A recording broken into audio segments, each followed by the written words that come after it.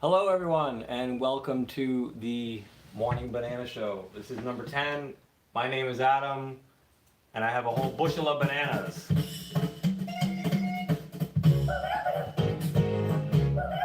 It's snowing out. Ring, ring, ring, ring, ring, ring, banana phone.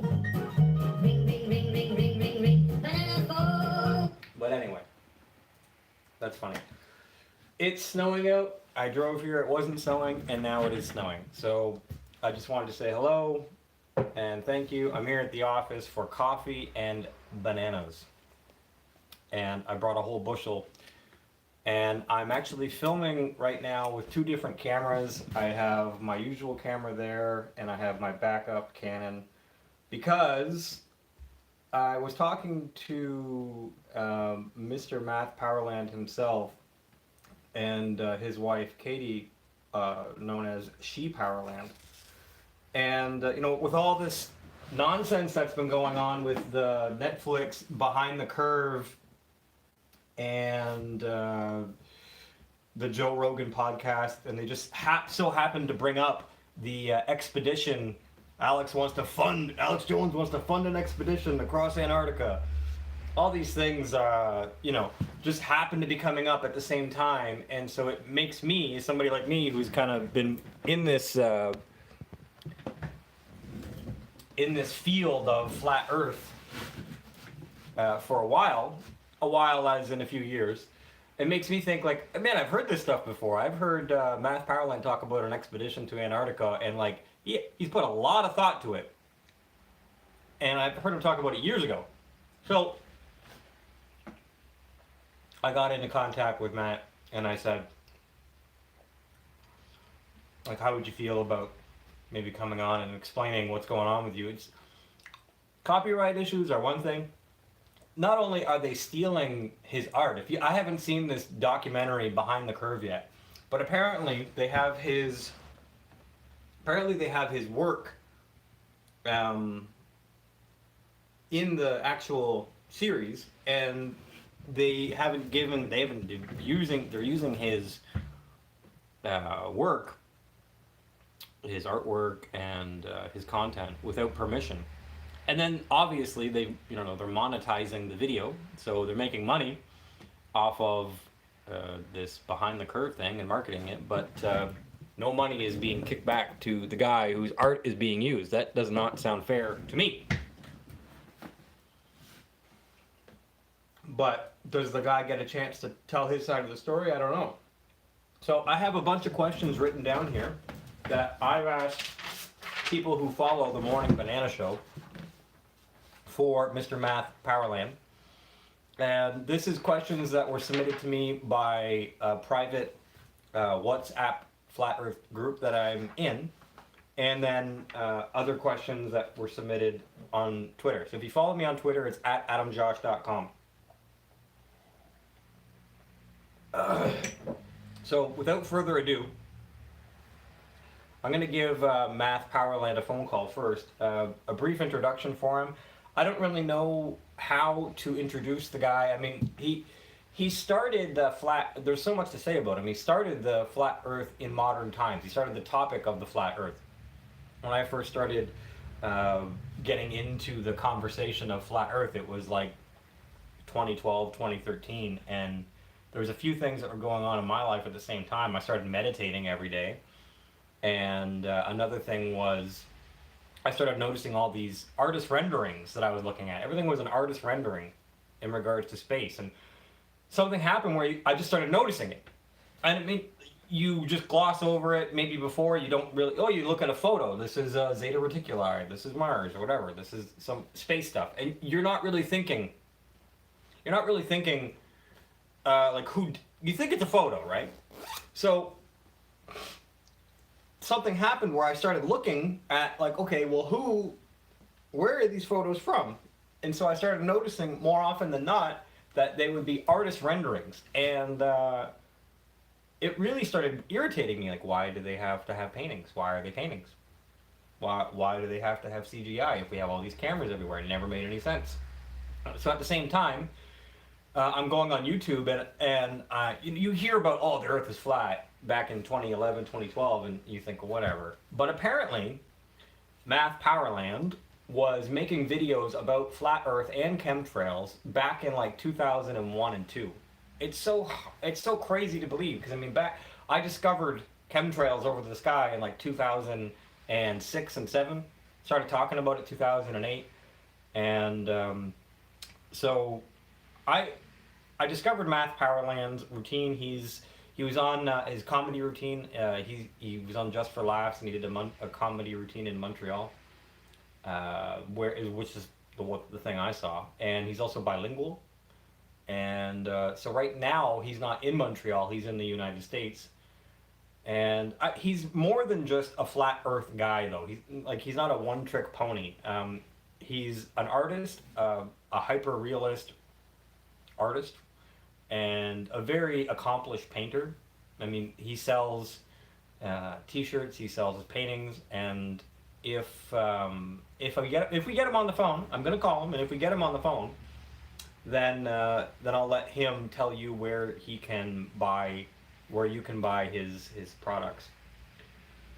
So yeah, I'm not really great at that introductions. I think you should search for yourself who Math Powerland is. But all I'm saying is that anybody who talks to me about flat Earth, I always say, okay, let's circle right back around to the beginning, because before I heard about these Mark Sargents, Eric Dubays, and whoever else came after the Patricia Steers, before I heard about them, I heard, first of all, about flat Earth from Math Powerland. And then I corroborated it with my own meditation and flat Earth understandings and my own research.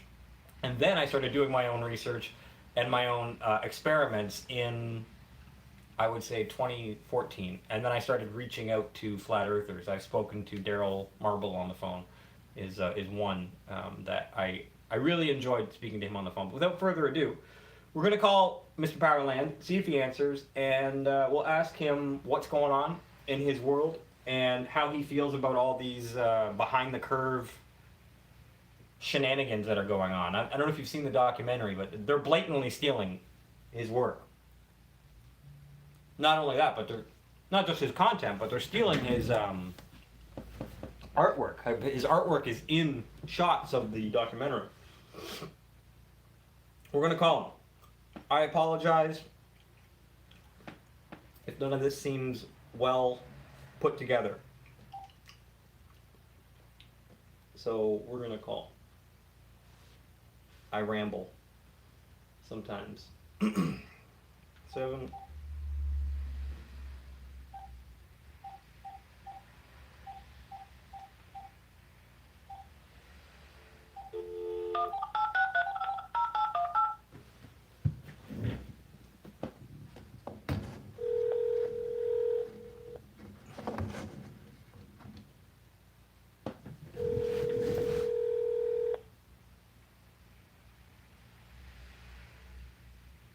Just so you know, I'm sacrificing like a file that just got interrupted by this call. Hey, Mr. Powerland, Math Powerland, thank you so much for coming on the Morning Banana Show, and I appreciate it very much. Why do you call it a banana show? Well, I had to call it something, and the truth is, I eat a banana every morning, and that's about as far into it as I got. So if you have a better suggestion for a... No, that's fine. I like it. Okay. It's bananas. You know what it comes down to? You mind if I just jump into this? No, I was gonna say let's not waste any time. You know I have some questions for you, and what it comes down to here is I know you're super busy. You had about I had a comedy monologue that I put up from information I was given from people that were around me in like aerospace and mafia, banking, and CERC, and NASA, and this is all from doing floors, funny enough, and doing a very special floor. I was like working with somebody. I was like, I made a little prayer like this. I want to unlock a secret that's trapped underneath the floor. This is I was working with the only civilian that went to space, his brother. Johnny La Liberté of Guy La Liberté, who's I heard it's building a pyramid now in Montreal, even though the Cirque du Soleil is carrying like $1.5 billion worth of debt for like, I don't know, just exploiting the Canadian public or the Quebec public through the Caisse des Jardins Bank in Quebec, with whatever racket they're doing with Cirque, laundering and shit like that. But they managed to overspend on their addiction $1.8 billion with a very successful business out here in Vegas. Anyway, he's no longer involved. And anyway, so I did a routine where I was given a, like, hey, you're a comedian, you should just, like, run with this. And I did, because I was hyper-realist. And so it was pretty simple to me. Just do a perception test where people could look at images and they could decide what's photo or painting. And then by the end of it, I mean, they were saying, images that I painted were photos, and then images I took with a camera were painting. Because they were very, like, beautiful, so they thought, it's a painting. Then I got into space imagery, and then it was silence in the crowd, and then I just had complete control. I had consensus of the crowd by their silence, and not being able to decide what image was a photo or painting when it came to. And you were doing these comedy routines in what, early 2000s, right? I started doing them, like testing them in open mics, because I knew that there was a lot of people in the comedy industry that were already threatened by the fact that I was a painter, an actor, a comedian, and I was like, I had a good buck. I was a good-looking guy. Usually people that do comedy these days, they go on stage and the first thing is like, I know I look ugly. Let's make some jokes about it. I know I'm fat. Okay, yeah. Let's make some jokes. Or you got the ethnic card. It's like, I'm black, and then they start doing the same kind of jokes that the KKK do. Yeah. Behind, that minority's back. But now it's like, okay, it's okay if we make the racist jokes, auto racism on ourselves, but, Anyway, so I had to watch that blow through the industry while I was preparing to release this, and there was always this kind of defamation with the comedians because they couldn't follow a lot of the stuff I would do because it was conscious comedy, critical comedy. Like George Carlin never did a comedy club. Never once. He never did a festival. I'll see like improv comedy. I think I don't know if it was Las Vegas or something. It was like cutting edge comedy like George Carlin. Now you won't. You're going to see a bunch of people up there making jokes about how ugly and stupid they are, or how they haven't been laid, or the color of their skin. That's it. It's very lowbrow, tourist metric when you go into a comedy club. And then I heard from Daniel Falkenbach, who's a flat earth comedian, and probably the only other one that I know, that he's like, he's an open micer, but he's trying to go up there and do stuff. He said that they're all weaponized on stage to make fun of flat earth. Huh. Like, well, what's the funny part? You need a setup, you need a middle, and then you have your punch. With flat earth, it's like, yeah, you think yours is flat, and everybody goes, on you, like some weird program. So what is funny about that? Other than being, told that was stupid for centuries, but what a great way for the tyrant to never have you look at a topic. Just that topic there, if you talk about it or think it, you're stupid. Wow, Absolutely. That's pretty easy to control. So I took that all apart, including be wary of that fake flat earth front, the flat earth society. And they were already kind of like subsiding and on their way out at the end of the 20th century. And I knew they were fake. And so I just came in with this thing, and I had this whole new approach to it. It just has to do with, like, when have you ever seen a globe? You got to believe in astronauts, like the old days when they believed in priests. And so it was undebunkable. Absolutely. And, we were watching one of your videos videos today with that shirt. Do you wear the photo or paint shirt when you go out and like talk about this? Absolutely. Yeah, I was looking for it this morning in my laundry. Debate the flat earth without taking out the globe as something no human has seen, unless they're like a lying sack of shit astronaut. That's it. And then we believe they win, or we believe they have that view, and that's the military. And I took it all apart in a 15-minute routine where nobody could heckle, nobody could take me out.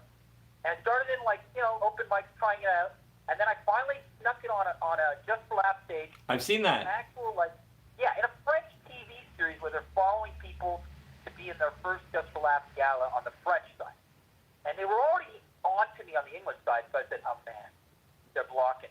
Like the comics are starting to talk about this routine. to the owners of clubs. They're trying to say Matt's not insane. Like nobody can follow him. So then the whole label, he does too much time. It's not too much time. It's too much time on a topic that they can't follow. Be it I'm an MC, be it I'm an opener, be it I'm a middler, or just a night where I'm like on seventh, or I headline. And when it came to headlining, it's like, it doesn't matter. I can go on like after 15 or 18 comics. Even better. You know what I mean? And then I'll do an hour and a half. But if you're going to start flashing somebody who's doing like a critical joke about something, within fucking 5 minutes. Yeah. It's so funny. It's like the song's got to be 2.5 minutes. The comedy routine's got to be 5 minutes for Last Comic Standing. The TV show's got to be 22 minutes, and then or 45 minutes, and the movie's got to be no more than 80 or 90 minutes long. It's like they package, and then it's all the format. So it's like this was like something that really was outside the TV and said, by the way, the only time you ever see this image is through a screen. Screens are flat. You're doing the back end of the globe in your mind. Like, so you're never seeing a globe three-dimensionally, but you think the Earth is a three-dimensional globe, but when you actually are presented with it, you're always seeing it flat two-dimensionally on poster or screen. That's how powerful the programming is you've never seen a globe three-dimensionally because you have to be up in space, or you have to be God, or whatever it is, and you're making the back end of that flat globe image on my shirt, or my poster, or on that computer screen, every time you see it. That's incredible programming. You're already at a point in belief system with science where you make the back end of a flat image, and the only time it's ever been transmitted to you is flat. So I'm doing like a psychological audit on how people have come to think or believe, really, because they always say believe it's round. They'll never say no. There's like a weird reflex in the upper jaw that if you were to say, try it yourself, Adam. Try to say, I know the Earth is a globe. It's not like saying, I know my mother. You feel it in your jaw? Absolutely. No, I agree. Try, say, I know my mother. Say that. You know your mother. I know my mother. Okay. Now try to say, I know the Earth is a globe. I know the Earth is a globe. It's like a question when I say it. It doesn't sound right because honestly, I don't know, and I'm one of the. I agree 100%. It's logical. Don't you feel it in the upper part of your jaw? Try it again. I know the Earth is a globe, and then compare it with I know my mom. So much more relaxed. I know the Earth is a globe. I know my mom. It doesn't seem right. Do you feel it in your jaw? Like, I'm talking about a physiognomic, a physiological, like an anatomical excretion where the bottom part of your jaw meets the top part of your jaw in the corner there. Yeah. There's something going on biologically when you try to say, I know it's a globe. In the comments we have Constant Brune saying, I physically react, I tense up. And the wife, she Powerland, saying, your mouth gets dry. Yeah. And then when you see the astronaut, once you experience that, when you really go, no fucking way, I know it like my mom. You know what I mean? Once you say that, you can look at the astronauts and you can go, I see on their face and their jaw. Oh, yeah. What I experience when I try to fool myself that I know this. Now this fucking thing, sorry if I'm swearing on a Saturday morning cartoon show, banana. I'm not saying anything. This thing is being attacked, and it's like, wow. It's like, I made it a routine making fun of NASA, talking about this, doing a perception test. And then there's like a whole reaction where nobody can like work around what I've done. I've become the elephant in the room, literally. They've created duplicates of my work that go around using punchlines, and I've turned them into complete cult commerce for these people who walk around like the new UFOs, right? Duplicates is an understatement, Math. Duplicates is an understatement. I think they're at triplicates or quadruplets of you right now. Weaponize that reaction as like, he's delusional. I'm like, they're going to be part of an event soon. Then the conference came, and I said, when that event comes, way before that conference came, there's going to be like a movie filming them at their fucking event. They didn't do it the first one because I was calling it out. So they made it look like, oh, well, this is just growing. And they did it at the second one. They had the movie crew there doing the, And so I was like, I told everybody for years that Mark Sargent was basically a middleman copyright violation event. So they wouldn't steal directly from me because they already got my profile, doing meetings with me at CBS, ABC, about like, hey, tone it down a bit. I was like, no, the thrill is like taking people on an amusement park ride in their brain about what they think is real. So they already know how I negotiate. They already know I'm not going to tone it down. I've had management with Just for Laughs, with Just for Rear. I've had management in New York. They all know. I've worked with, like, on stage with the same management company doing showcases in L.A. that represents Bill Burr, Patrice O'Neill, Al Lubell. There's Mass Powerland, anchoring the show, in the show, talking about what happened in 9/11 when nobody would, January 2002, making fun of Bush while F-18 doing regular patrols over the sky of Manhattan. You know what I mean? And this is right about the time when I'm about to, come into contact with all these people when I go back to Montreal and start doing sports full on with one of the founders of Cirque du Soleil, the younger brother. So, and that's where it all came to roost. It was that summer of 2002 at a Hamptons party, and also trying to work with a logo for these guys because they had a working title, World Beat Center, and I knew it was going to be circular, and I didn't want to do the globe. And there was a discussion at one point about GPS, talking about the globe, and there were some people in aerospace and NASA, and we were talking about it won't work that far because it's flat. And so these people are kind of grooming me to be whatever, set designers, looking at the floors, taking photos. I was selling some of these textures to some of these people that turned out to be subcontractors doing PR science imagery for aerospace, NASA, RASA, ESA. And that's where I ran into other artists at a party who basically said, yeah, it's all our work, dude, like, wake up. Yeah. You know what I mean? It's like you could run with this in a comedy routine. And so before I would have gotten too deep with these people and signed, things where I sold my life away, I just blew the whistle. And now today we've got like people like Kung Crew on Instagram basically doing Adobe forensics on images they share from like satellite pictures of Mars. It's an artist out of Berlin. You can see all the layers of Adobe. They're completely frauding the taxpayer. The flat earth, creates a scrutiny on the racket of space tourism for humans being just around the corner. And they cycle this every 10, 15 years, right? Oh, we're going to be going to Mars soon. It's going to be like a moon base. They keep bringing it up, and then they kind of like milk it for about a 10-year period, almost like they got to kind of appease the Star Trek kids, right, from the ages of like 12 Yeah. to the time they're about 30, where then they get stuck with debt, a baby, a mortgage, and they're like, I don't have time to think about going to Mars. But they got the spell cast in their brain, they're under programming that, we did space tourism. Yeah, it's coming around the corner. But it's never coming around the corner. This Mars One program, you remember this Mars One program? They were going to go... They're like pressing the button on complete extermination of the human race Yeah. with the theater of World War III. Because we're not buying it. And then this movie comes out where I don't give my likeness to it, and there's hundreds, millions, thousands of documentaries on Flat Earth, on YouTube, by Flat Earthers, by Globers, by even the UK Guardian, Vice, all sorts of stuff. For some reason, this one gets on the altar of Hollywood called Netflix, Amazon Prime. We're talking about Behind the Curve right now, right? We're talking about Behind the Curve. And then suddenly, everybody who was looking at the material and foolishly following these duplicates that were there to have me seek copyright by being roped into a documentary where they're sharing camera time. Because then if I would have signed their interviewee release, I would have been on camera with the guy who we don't know his name, who pretended to be me on CBS, IPS. Yeah. I would have been on camera with Mark Sargent, the guy I said, this is a middleman, so they could create a project around him, and then push him to the point where I'm like, I have to join him because he's huge.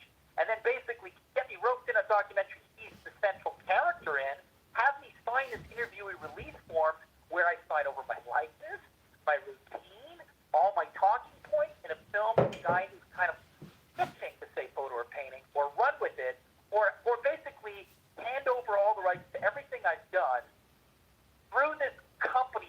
Five Productions, who's got Mark Sargent secretly, without me knowing, but I know, he's been chosen as a central character. That's why I sent out that. Absolutely. It's not even his real name. Patricia Steer, not even their real names. Yeah, and I don't do it, and they still break copyright and reproduce in digital form my painting hands on camera for profit in a film that smears me out of context. It's ridiculous. My artwork on camera. So I'm like, Ridiculous. I'm putting it out right now on the airwaves. We've been on the phone, leaving messages to Hollywood lawyers for the last month, even longer, but really this week, putting together the address of Delta 5 Productions to see if it's a fly-by-night operation that's going to be out of that address in a month, and they just dissolved the company. And sure enough, we got the location and address of it, and we called up the owner of that building, that apartment where Carolyn Clark houses her operation, and sure enough, in like 25 days, Delta 5 Productions is going to be vacating that unit. This is Wow. all the trimmings of them doing their hit piece and disappearing and hiding behind different levels of corporations, right?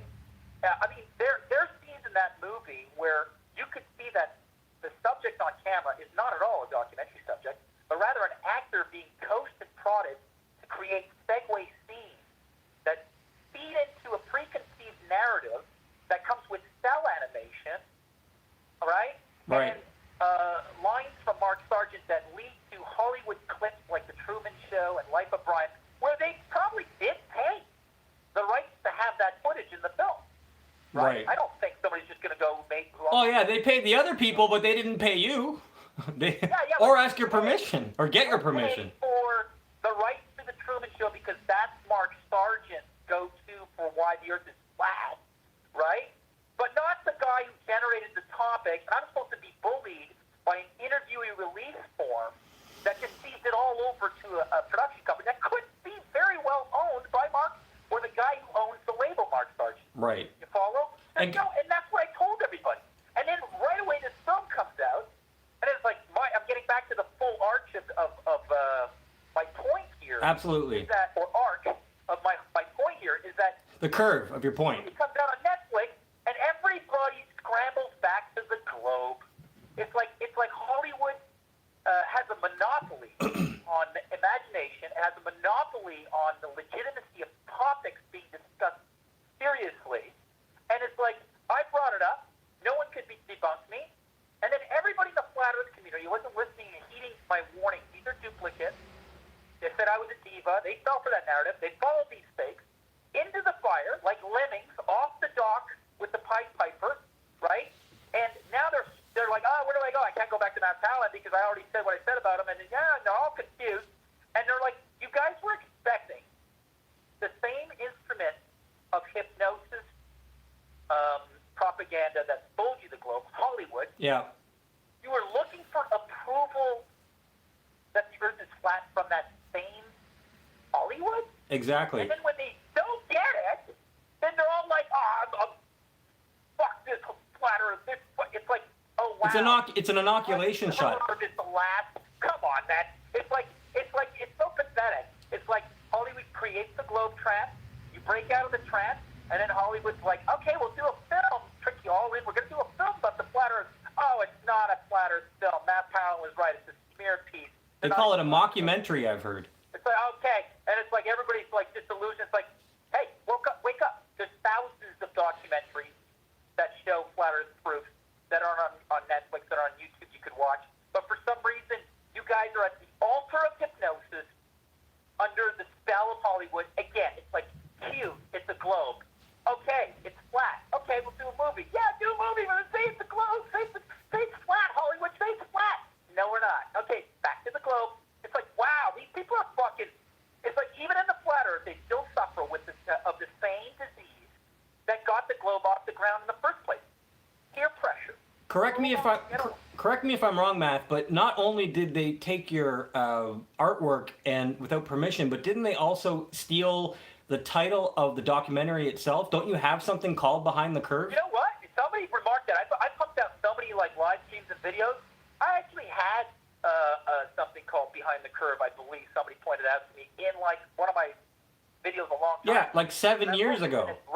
I've also been addressing that film for quite some time.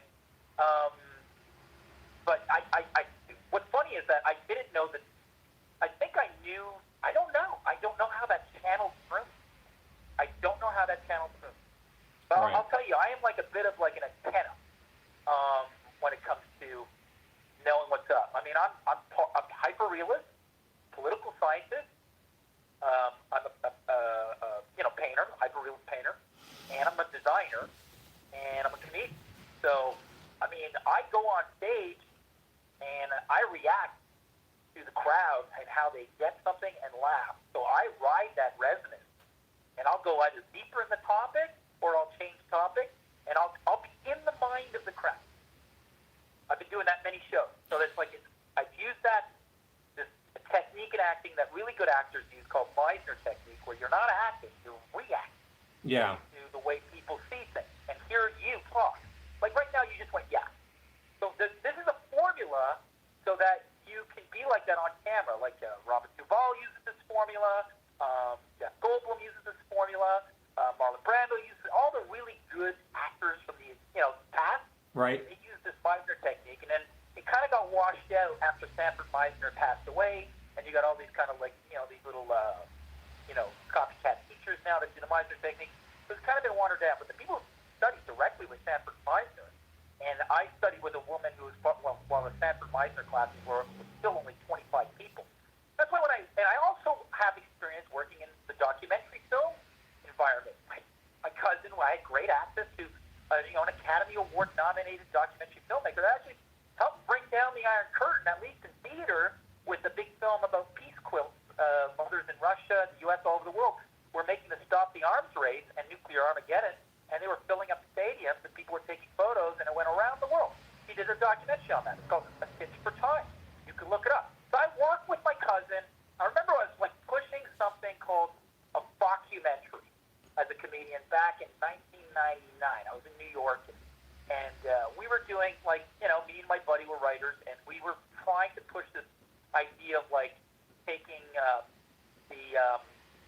the Christopher Guest sort of model for comedy documentaries, but to a really hardcore, realistic level. Like we were going to do a documentary on fortune cookie writers. There was this white guy working with Chinese fortune cookie writers, and it was going to be all docu-style. How he didn't get along with the Chinese guys, but he had like a real knack for like really good fortune.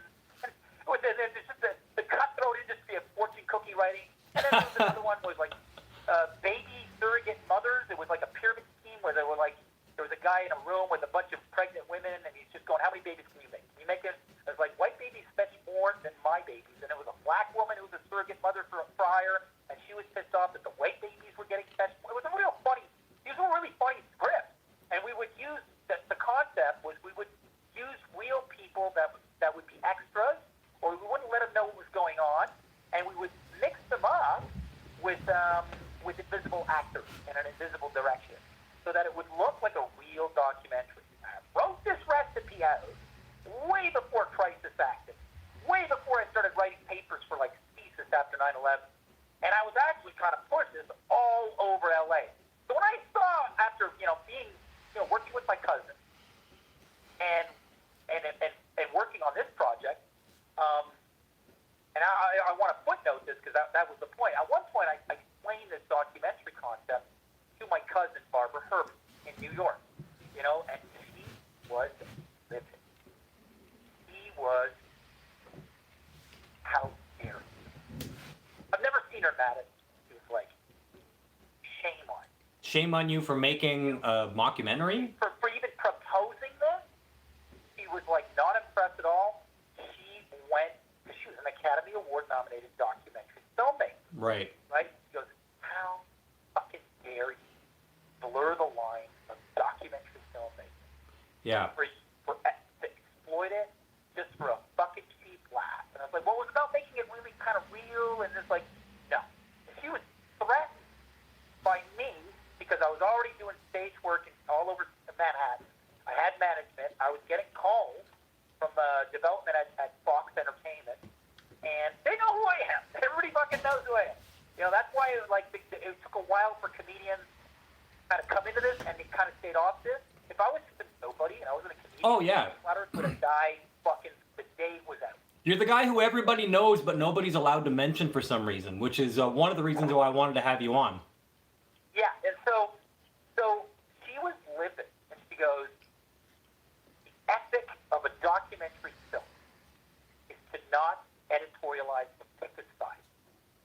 Even if you are for one side, you have to show the subject on both sides, you have to show the rationale, and you are a fly on the wall of reality. Right. That's the ethos of a real documentary. This film pretends to be that. I have correspondence from this Carolyn Clark. He even knows. I told her, like, I know documentary film. I worked with Barbara Herbig. She's my cousin. I wrote her a correspondence thing. You know what I mean? And so I'm putting all these conditions in because you stated to me, Carolyn Clark, that you absolutely have to have the guy who started this in the film because you need my view. Yeah. If you say that word, that's like, you know, boom, that's the magic word, the view. Because this is all about the view. This is about an artist whose view of the world is your view of the world, and he went into it in surgical dissection. At what point have you ever seen a globe? And then, boom, how come I see the boat, and your 26,000 mile circumference should be like obstructing it? So it's like Antarctica. Let's cross it. Stop with these staged one-offs with no witnesses. I mean, you got F-18s flying over now patrolling for fucking sea bass with cruise missiles on the wings. Ever since the Flat Earth took off in 2013-14, they've been like kind of slowly moving military equipment onto the coast, which is a violation of the treaty. And not one of the other 150 nations in this known world is even like raising an eyebrow on this.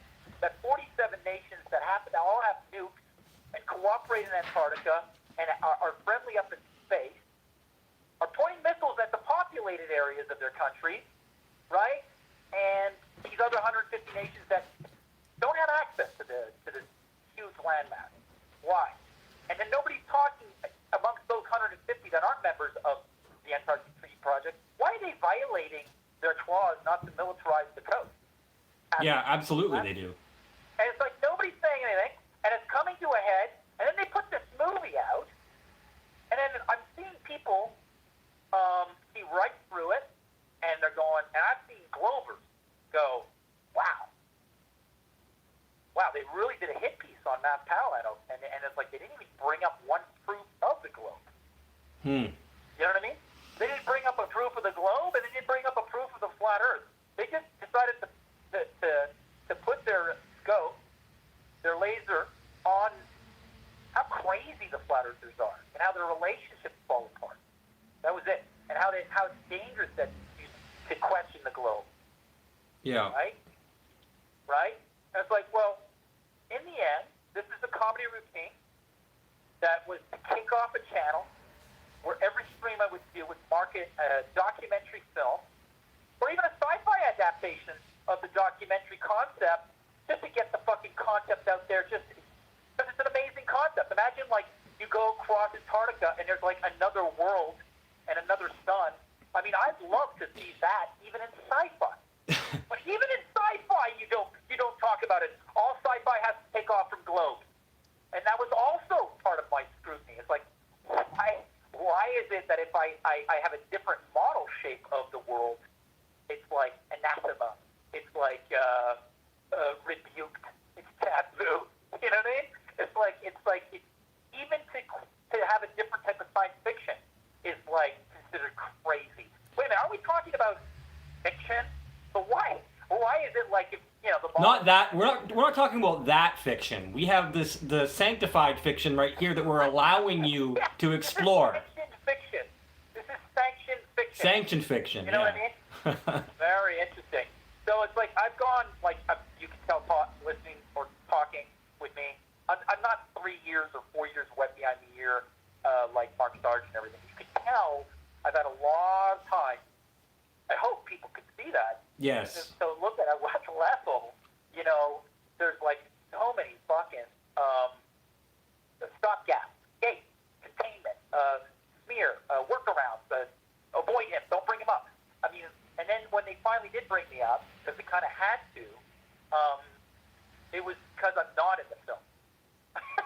Yeah. You know what I mean? Like, because I'm not in the film, and it's because you have these conditions, and we're going to say these conditions, which are just like, I think about 6 or 5 conditions out of about 20, right? Because there is no behind the curve without me doing this comedy review. There's no topic called The Flat Earth without me even being born, okay? People would still be getting their NASA treat of the week, which was basically a little image of some planet they're never going to get to that was painted. And so I just destroyed that. I pissed all over it. I was thinking about it the other day. You'll see people think the Earth is a ball, and they'll huddle around the guy on the street here in Las Vegas. You know, the guy there where he's like got a round circle and he's got spray cans and he's making planets. Yeah. That's all I've done. Exactly. That guy's fucking shit, right, to another level, and yet they're all there watching it. Wow, really looks like planets. And yet they still think. On a flat brick wall. Yeah, like, well, just on the ground there. You know. Oh, yeah, on the ground. Exactly, yeah. You probably got them around Niagara Falls, right? Yeah, we do. You got one in every fucking tourist city, right? Yeah. So it's like, but to me, what gets me is the latest revelation is this kind of naivety about Hollywood being some sort of like opening of art, opening of imagination. Nope, it's the closure of art. It's art with too many rules for corporate exploitation and also ideology, making it an arm of propaganda of government, right? And it's a monopoly on capping the imagination, and to the level where it's like there's been thousands of millions of things on YouTube, and then this Netflix thing with these. I don't even think these people made the film, to be honest with you. I think the only one that actually who's really kind of like involved is the middle guy in the interviews, the editor, because somebody had to edit this.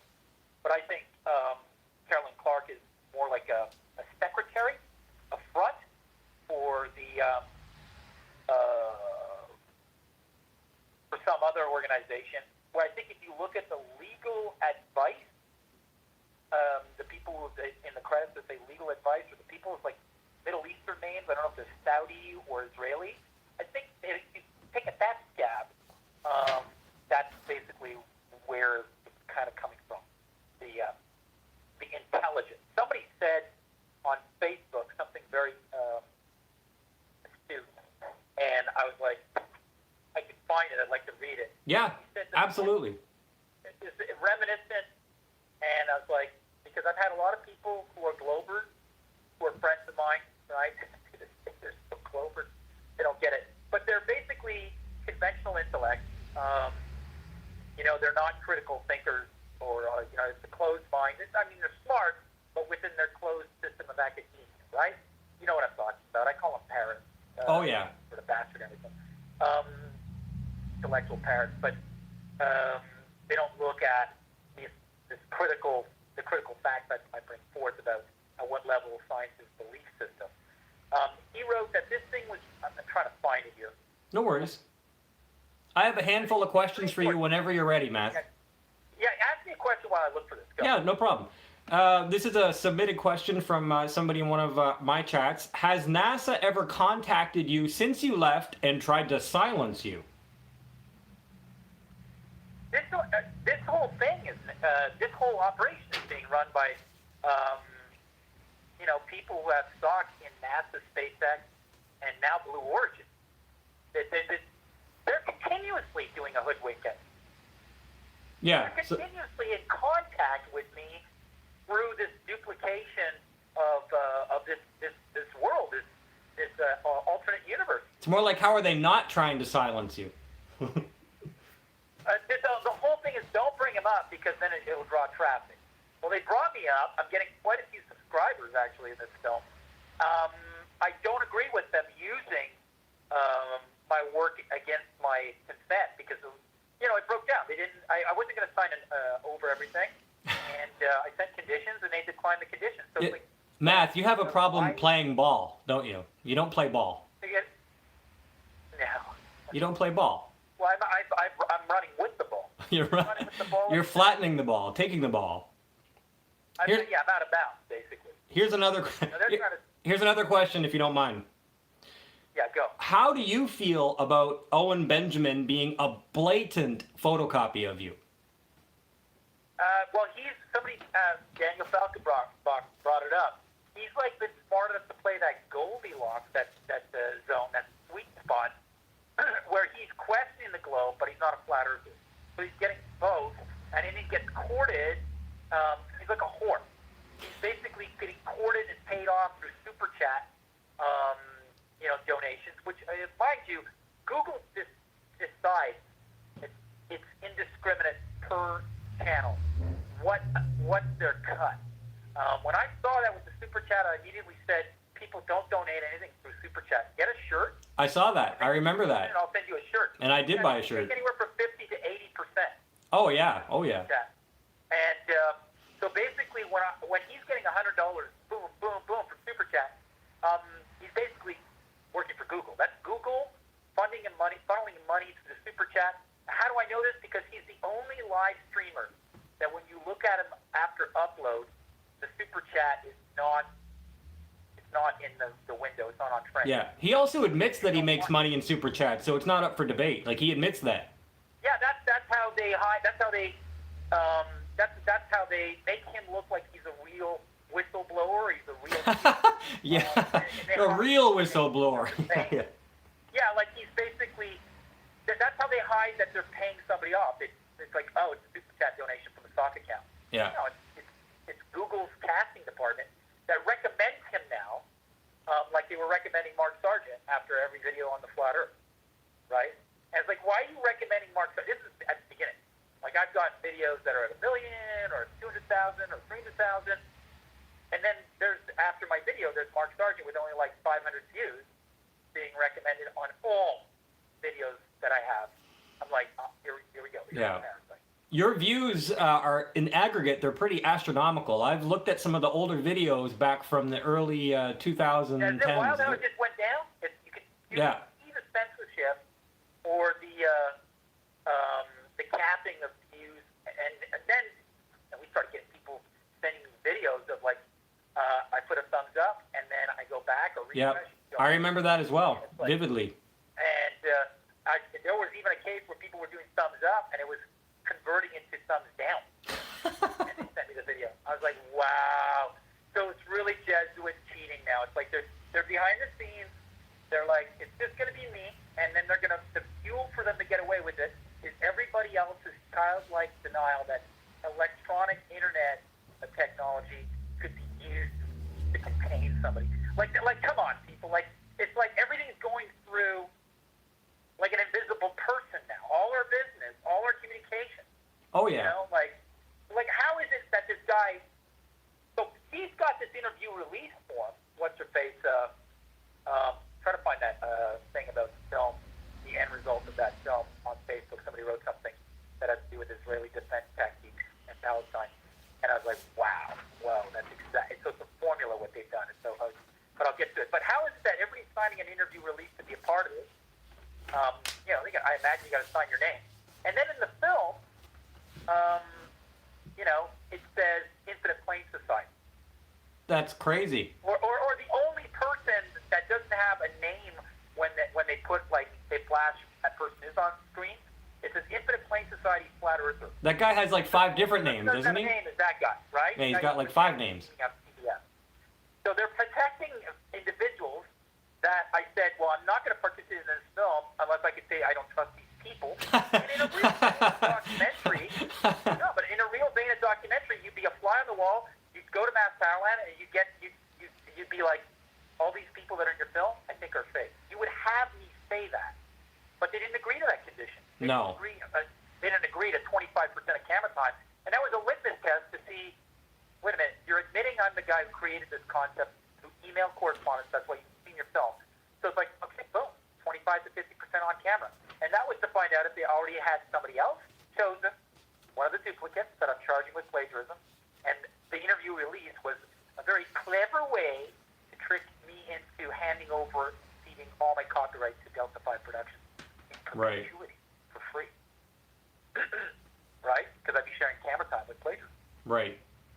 So is there a way of using this production company to have me see copyright to all the people that were like. It's probably better that you didn't have anything to do with it, because now, if you take a step back, we can see the end result. It was a choreographed takedown, basically.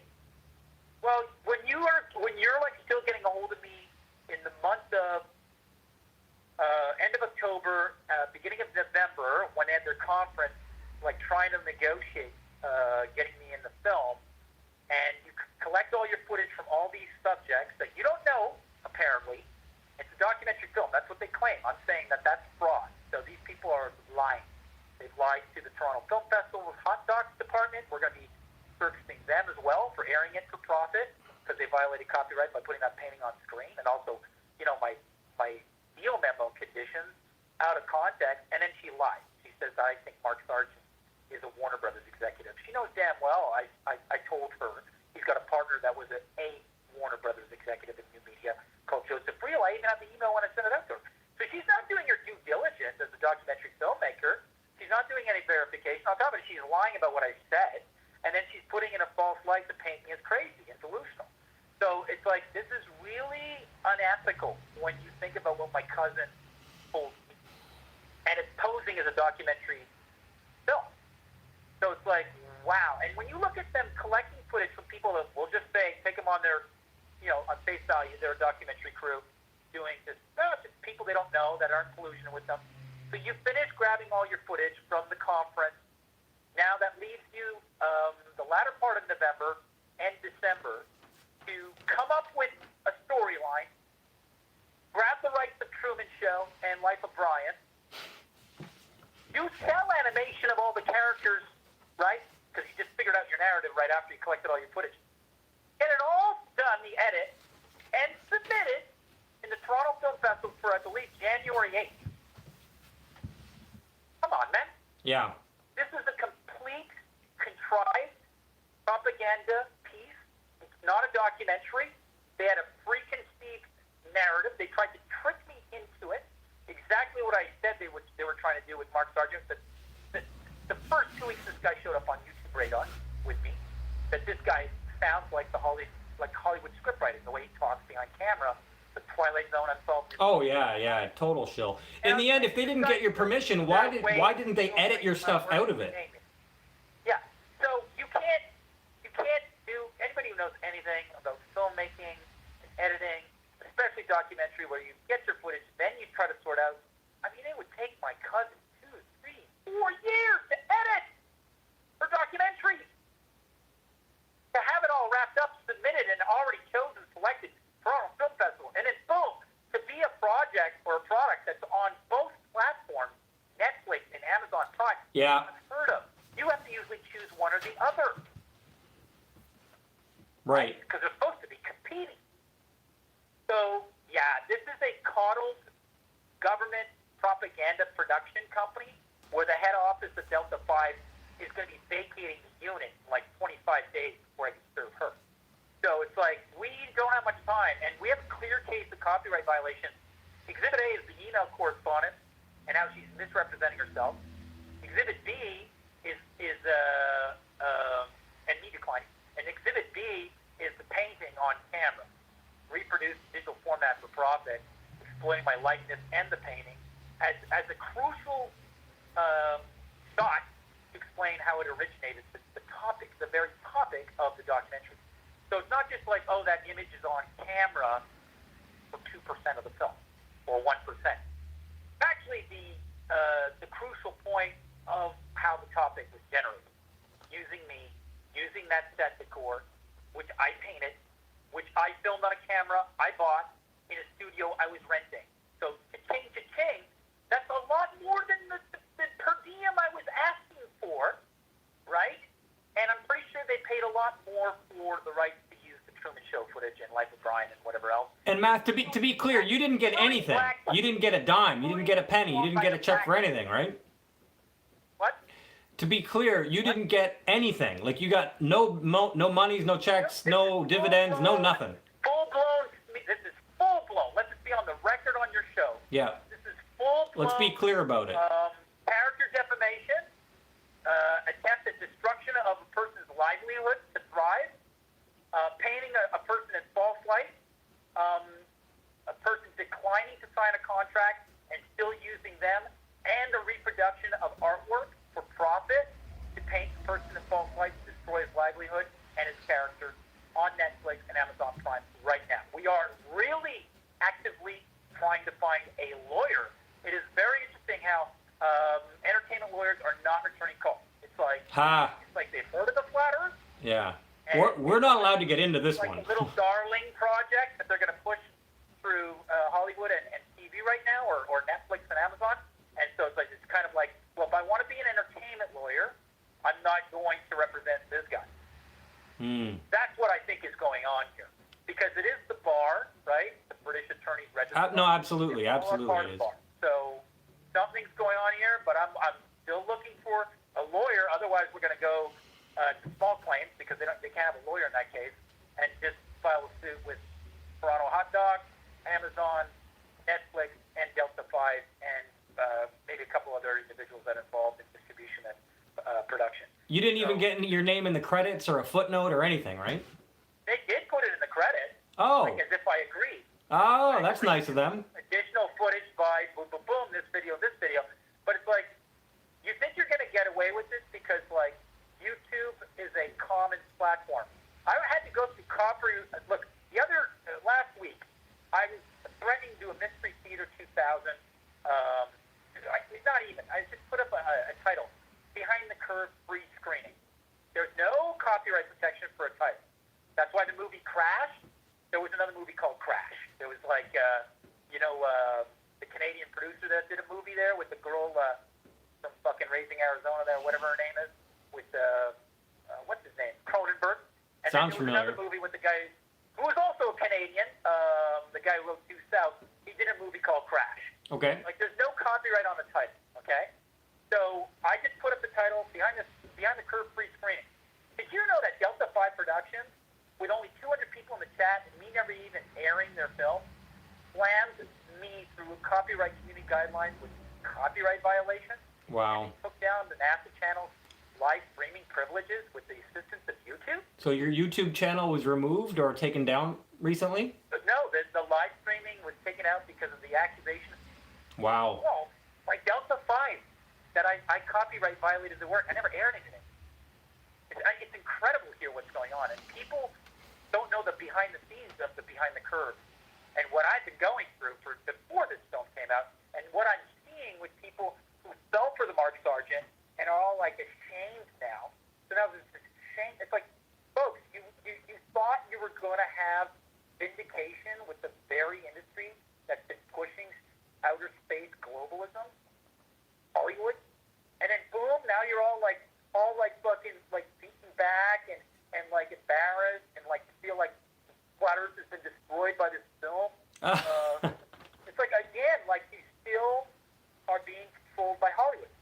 It's amazing to watch as a political scientist that, if you bring up Hollywood as a political tool in political science, right, at this level, not taken seriously. It's the biggest tool of manipulating the human mind.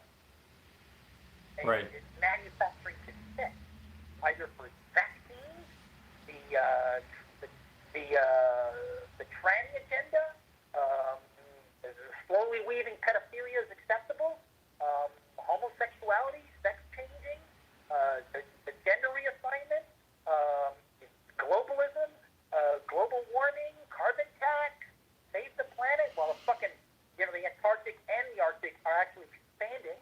They're not melting. Even NASA's saying we're going into an ice age. Because they know, they're spraying it.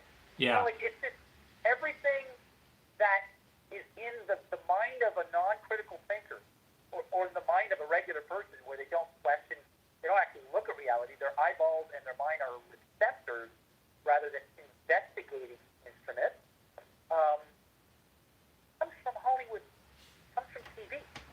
So at the greater level of this thesis, beyond, an expedition to measure Antarctica, beyond, the entire world of geopolitics reacting as if they're lying about the shape of the globe, television has a serious, fucking stronghold on the human imagination and mind, where it's like, you can imagine, you could have free speech in the First Amendment on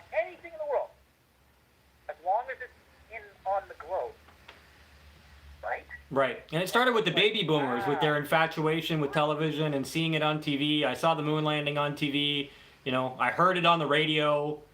It started back then with the baby boomers, I think. Our parents. Well, the baby boomers were also the generation that squandered their intergenerational family wealth. That the pioneers and the settlers, Yeah. went and got land. They came from Europe. They're like, we're not going to be fucking serfs. We're not going to be peasants underneath some aristocrat. And they came out here. They kicked up the redcoats. They started printing up money. Then there was the War of Independence. Basically, I mean, there was a huge chunk of land that nobody even entertained, and they all kind of mocked Christopher Columbus. Yeah. I mean, even his own people. Like the Italians must be so. I mean, this is the secret shame that they should all feel. You didn't listen to Columbus. He had to go to other courts and other monarchs to try to get that our monarchs. Yeah, there was more land back then, but there's not more land now. Yeah, pretty much. Yeah, there's more land then, but you know, it's all figured out now. It's all figured out now. Yeah, it's all figured out now, but now it's more serious because they got this globe image that's completely like, it's barricaded itself inside the mind's eye. You know, they even make the back end of it when they see it on a shirt, because on a shirt it's flat, on a screen it's flat. How did they get that program where they three-dimensional? It's three-dimensionalized only in their mind. I don't know if you want to, count that the one globe they saw when they were, school with that. Yeah. Arch where just you have to make it spin. Oh, it's dinosaurs and globe Earth are two pretty popular things in all elementary schools and for the kids. I see it when I was in schools, and our kids they're taught two things that are very important. You know, dinosaurs roam the Earth, and there's a globe in every class, and you live on a globe. It's very important to get that across to children for some reason.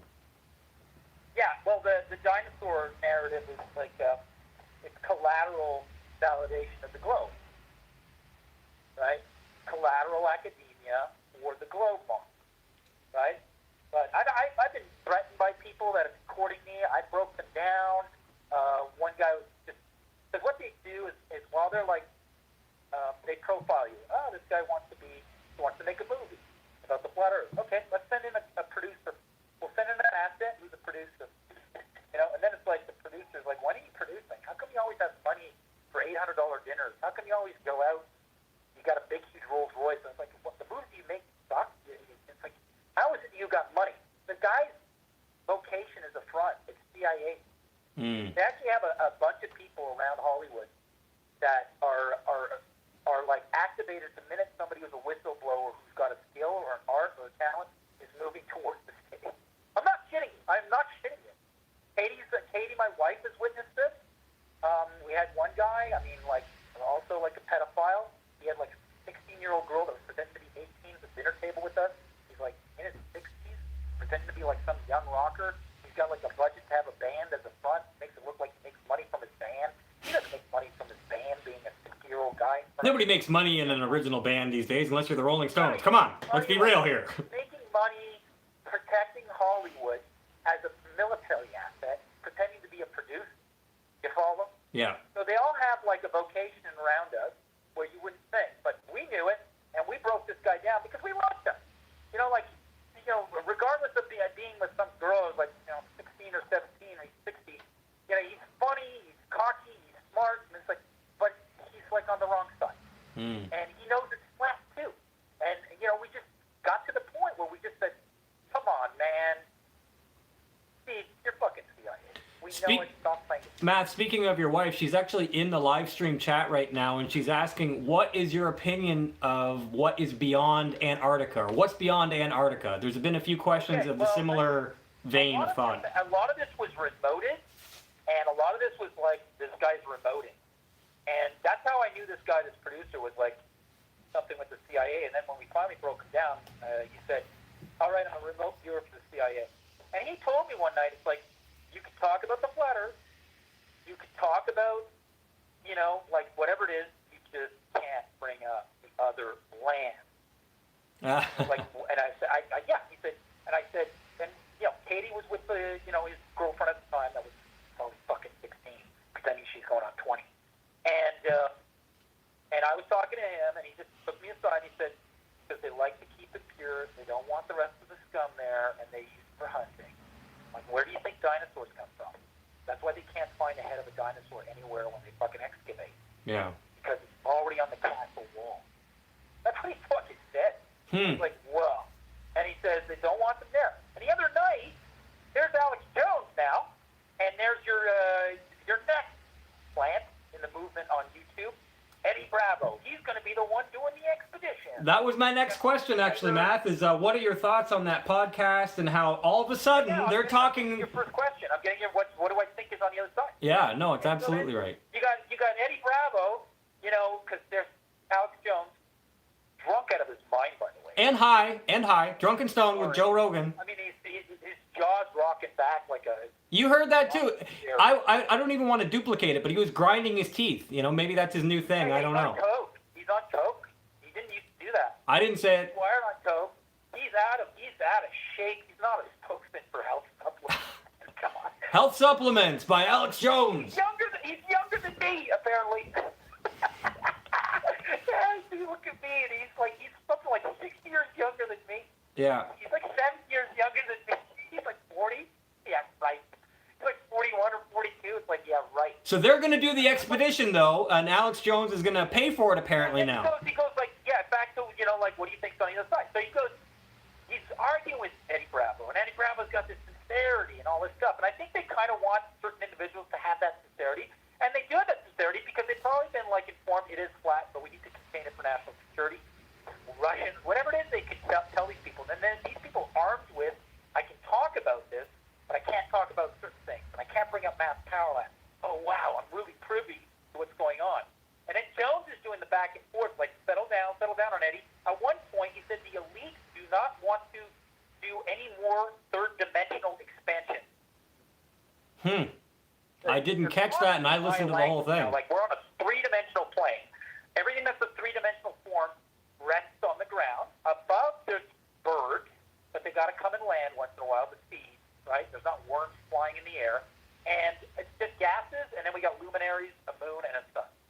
But everything that we know that's a three-dimensional form that's either mobile with symmetry, because all things that can move are symmetric with limbs and hearts. And everything that is not doesn't move is a plant or a mineral or a rock, right? Right. Because it doesn't have a heart. You need a heart for the limbs to move, because that's the machine or the instrument that pumps the liquid, which is the gas for the motion of arms and legs to move, like insects, birds, all that stuff. All have hearts. The heart, even science can't explain what activates the pump. That's the electromagnetic field that's been created by magma coming into contact with gases, creating the igneous plane. And then this emanating force between these two dimensions of liquid magma and cold gases creates this plane, the three-dimensional plane, and we're on it. So when I heard Jones say they want no more expansion of the third-dimensional plane, that means outward. So he's fucking aware. And he's brat forward and all this stuff. What I think is really going on is it's like I look at chemtrails and I go, every day, all over the world. Same thing here, every day. Venezuela, just as much as China and Russia, they can play their little theater like they're all at each other's throats. It's like you're all spraying each other's people. It's like that's a lot of product. After watching this for the last, I don't know, since 2008, so the last over a decade. 13 years, 12 years, I'm like, man, there must be a quarry the size of Neptune if this Earth is a globe we should see from space.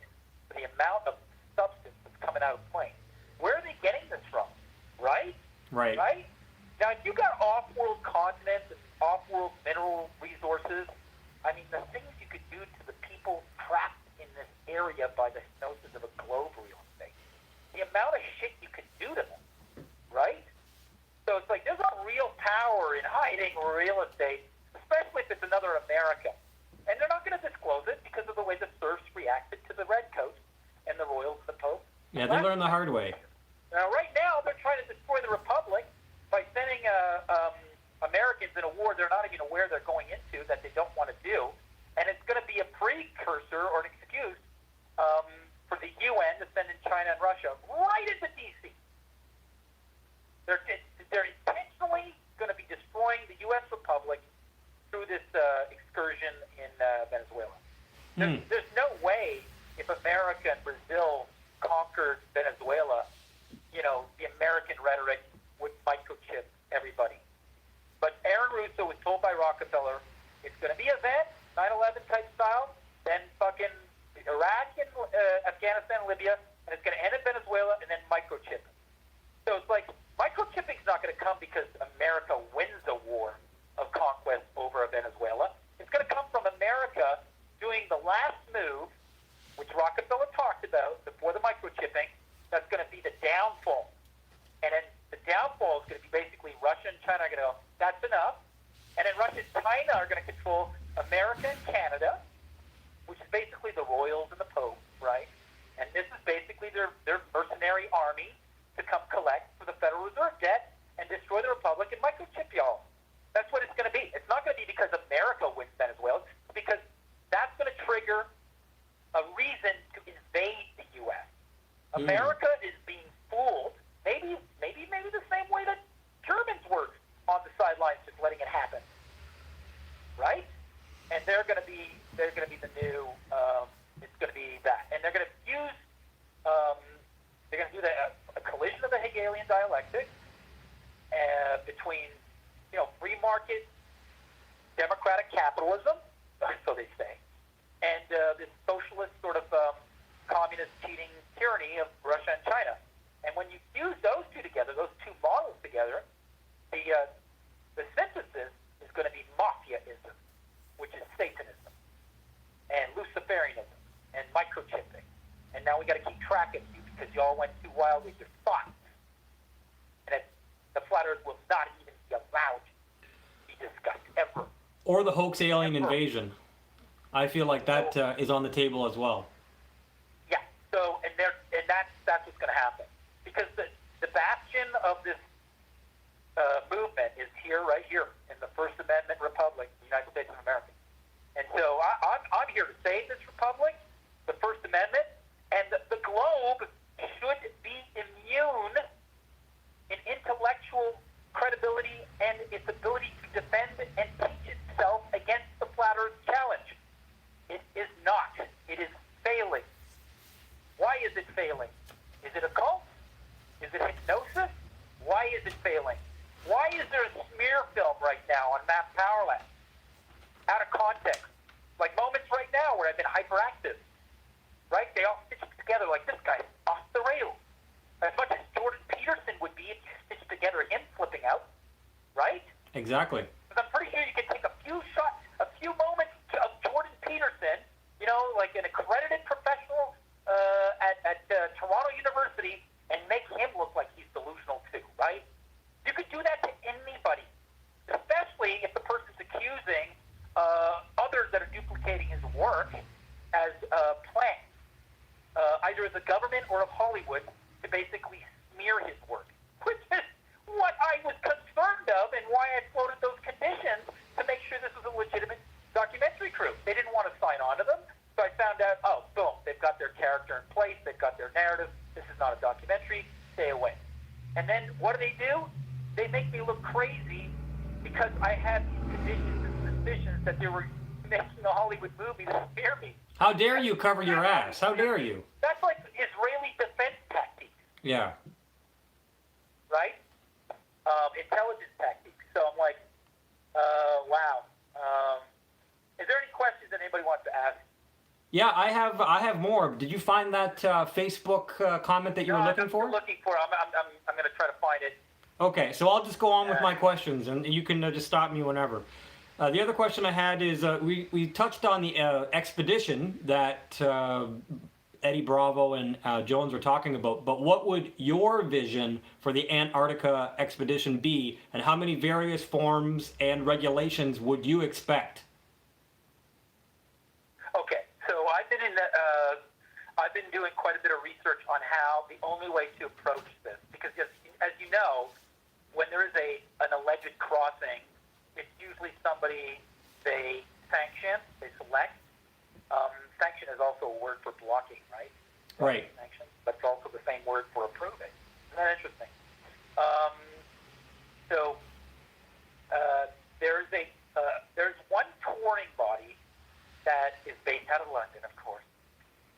I've been in correspondence with them since 2012 or 11, I think, 2011. I've been email correspondence. They're called the Extreme World Race Foundation. They have a touring license for Antarctica, and apparently they're the only ones that have a permit to do double traverse. So there's one company that has a permit for double traverse. They said, "Oh, a double traverse, that's very complicated." And I was like, "What's so complicated about it?" Like, Around the ball twice. Do it. yeah, there's like, well, we got to go through a lot of paperwork, and it's like very expensive. It's $60,000, and I'm like, oh, okay. So $60,000. Like, I don't want to be one guy going again, and then like it's flat, or like I get shot, or I disappear, because you can't go down there, and if you're not one of them, I mean, it's ice. Apparently, you could die. I mean, Jarl Landehoy, he lost 2 people. He went unannounced. It seems the people that go down there unannounced or with an agenda of sorts to really kind of explore, somebody dies. Yeah, they don't come back. So, yeah, all the time. And so, I don't want to go down there with just me and a buddy. Or, No. You and a pair of ice skis going, on skis going across by yourself, like this last guy Brody that went across. Yeah. Like, Matt Powerland doesn't come back. Yeah, I've had people say, not just that guy I told you about, the dinosaurs and the hunting, that have said, you're right about it, but we got a boat going. You should just fuck everyone. They're losers anyways. They're never going to get it. They're always falling for the pigs. Come with us. Join our side. We'll show you the new world. I've had people that are billionaires say this to me, okay? Like their parents are bankers and stuff. And fuck them. I was like, oh, yeah, so I'm going to go on a boat in international waters. You know what I mean? Like, That takes care of him.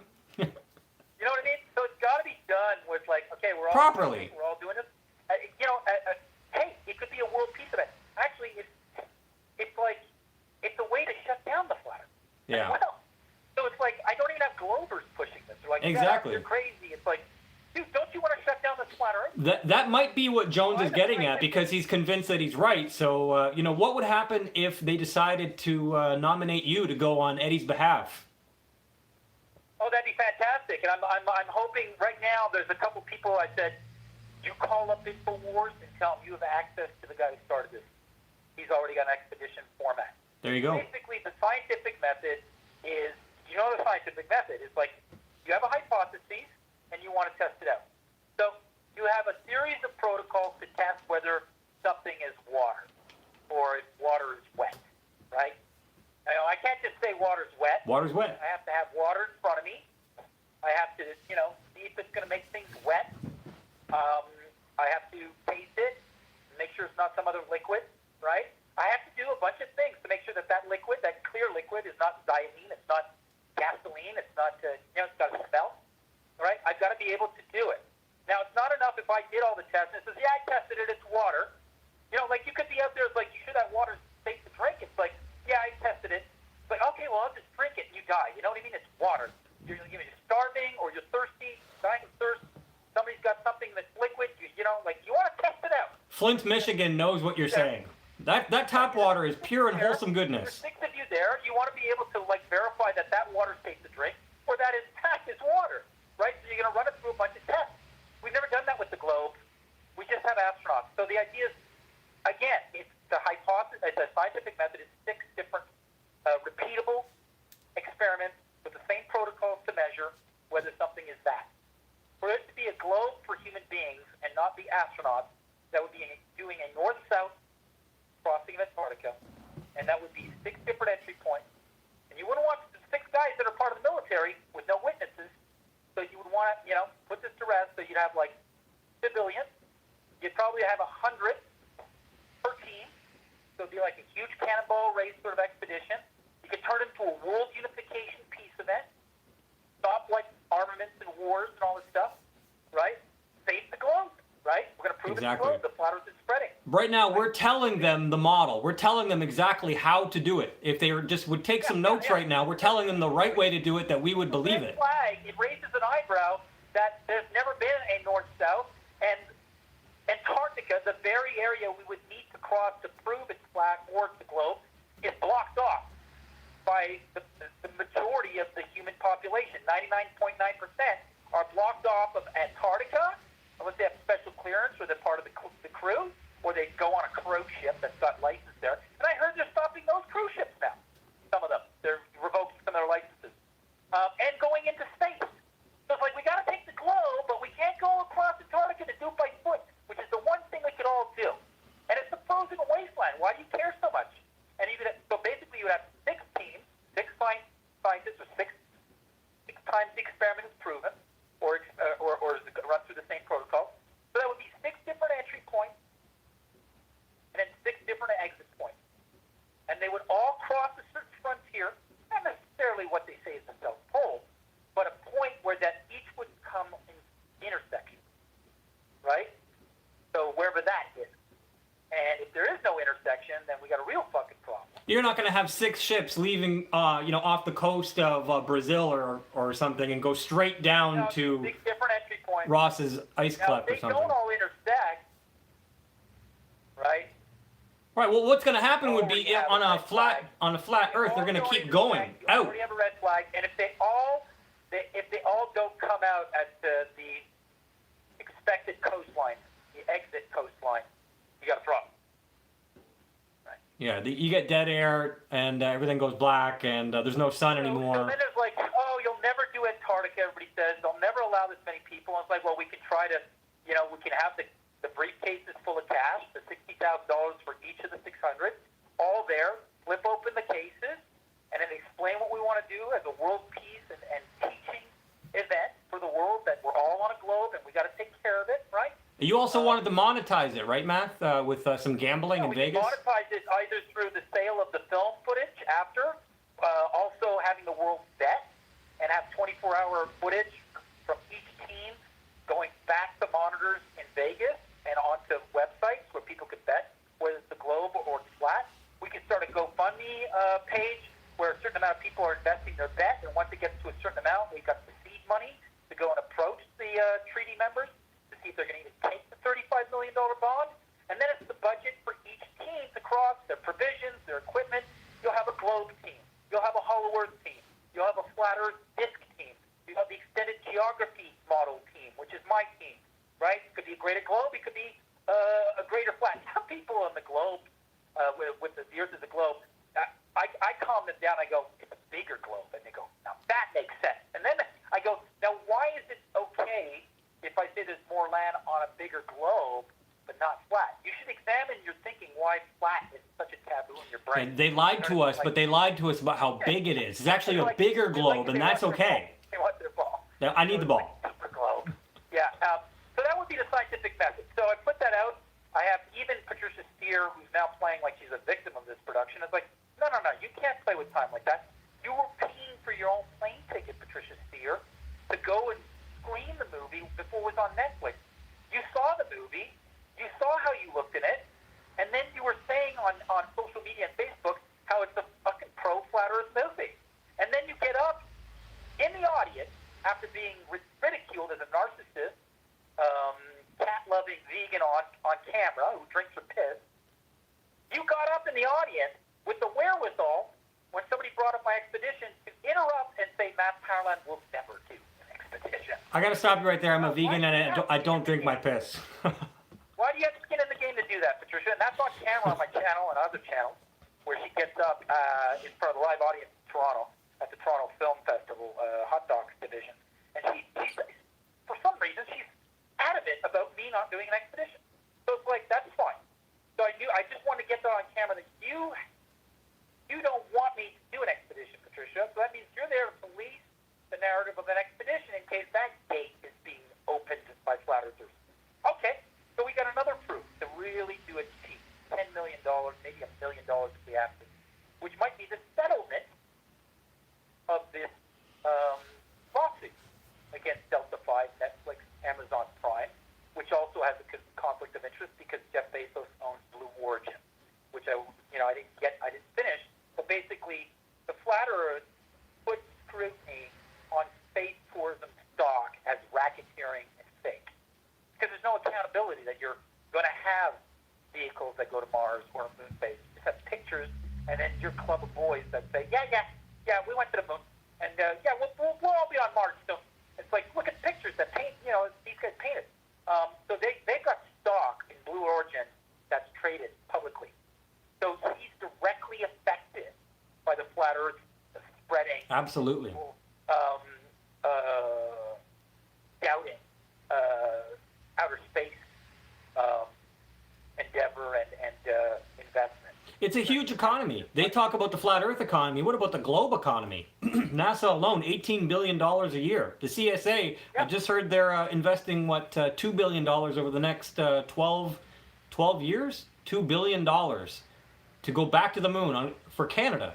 Yeah, and then by then they've done their cycle of the 12-year-old boy and girl with their, we're going to be in futuristic society, and then they're 30, and then it's like, okay, then boom, either people don't question it. People weren't questioning, and they were doing these cycles in Stanley Kubrick's Space Odyssey 2001 that we're all going to be up in space soon. Yeah, 2001. With their model, but when the flat Earth came out, it's like, okay, we got to start getting the theater of extermination going, World War III, and microchipping, and then tyrants everywhere, and then using the West.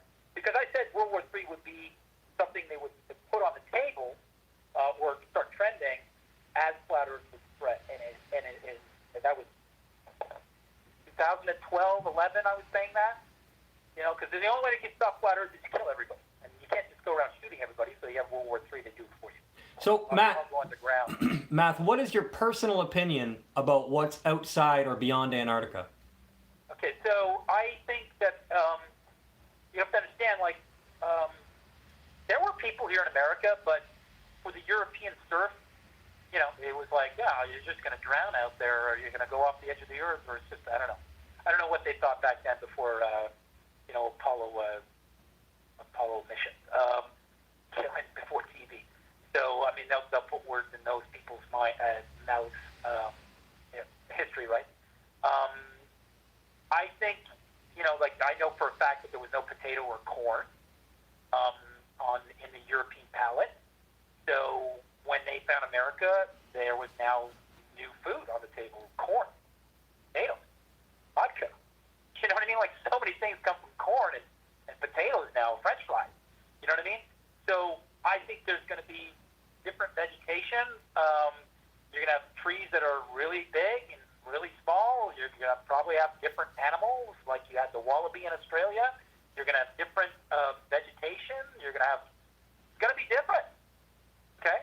Like if you look at, I think it's called Socotra, off Yemen, a big island. Nobody really talks about that. It's like the strangest looking landscape that has no resemblance to any landscape anywhere else. Like, how did that come to be? So it's like this. Is that like a piece of land that migrated from another area, or like was a big continent that subsided in the ocean? So you're gonna see different climate. You're gonna see different densities of water. You're gonna see different. I mean, you might have a different. You got heavy water and you got like light water. Sometimes you have two oceans that don't mix. You know what I mean?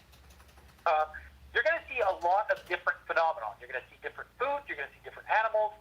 And so if there's a whole continent with different minerals that would be added to the periodic table, like a new thing like as common as the potato, then imagine how the world changes. Yeah. And then to hear Alex Jones say the establishment doesn't want any more third-dimensional expansion. Are you talking about like going to Mars and the moon? Like, how are you so sure? Because they keep talking about this, heliocentric version of third-dimensional expansion would be going to Mars or going to the moon. That's, unless you're talking about something else, Alex. Yeah. Right? Because when you say Well, they're not talking about exploring below the Mariana Trench or going more than 8 miles down. So what the hell are they talking about? Yeah. So I don't know, but I'm hoping. I hope that I can to spark some ethic curiosity, because if there's another thing like another food we've never eaten as common as the potato became after America was discovered, can you imagine? Yeah. Or another animal? Maybe there's a powerful animal that can help us build things. Maybe there's giants that built our pyramids, right? So, I mean, what is beyond the 60th latitude that, requires so much naval patrol between 47 nations that usually have guns to their throats where their population is. But down there they cooperate. Yeah, they Now, collude. this doesn't make sense. I mean, even Columbus discovering America, but, Russia's 55 miles from Alaska. And Alaska was, sold to America by the Russians. So it's like, why is there such a lithium-type disconnect of major facts that contradict the narrative of history human beings are not willing to entertain or taboo in their mind's eye or their imagination to go further with? And that's what this is about at the very least, is like, why not? Don't you even have curiosity? Right? What happened to the mind where the human being doesn't even have effing curiosity? I mean, on one hand, It's a fucking failure. on one hand, there's people. Massive fucking failure if human beings aren't even curious as to why they're contradicting the Antarctic Treaty, the very members that signed on to the treaty, by weaponizing the coastline and having thousands of paratroopers in white snowy camouflage landing and building trenches and pointing their guns the other way towards the open ocean, like as if they were waiting us rushing the coast. It's like, why aren't you even curious about this stuff? It's incredible how shut off they are. And to be even curious, they'll hit you with comments on your channel. You need help. You're insane. Because at the very least, curious. Some people don't want to explore. Some people like it where they are. Some people don't want to leave. Some people never leave their hometown. But there's a lot of people who do. Stockholm Syndrome globalism. Geographical globalism.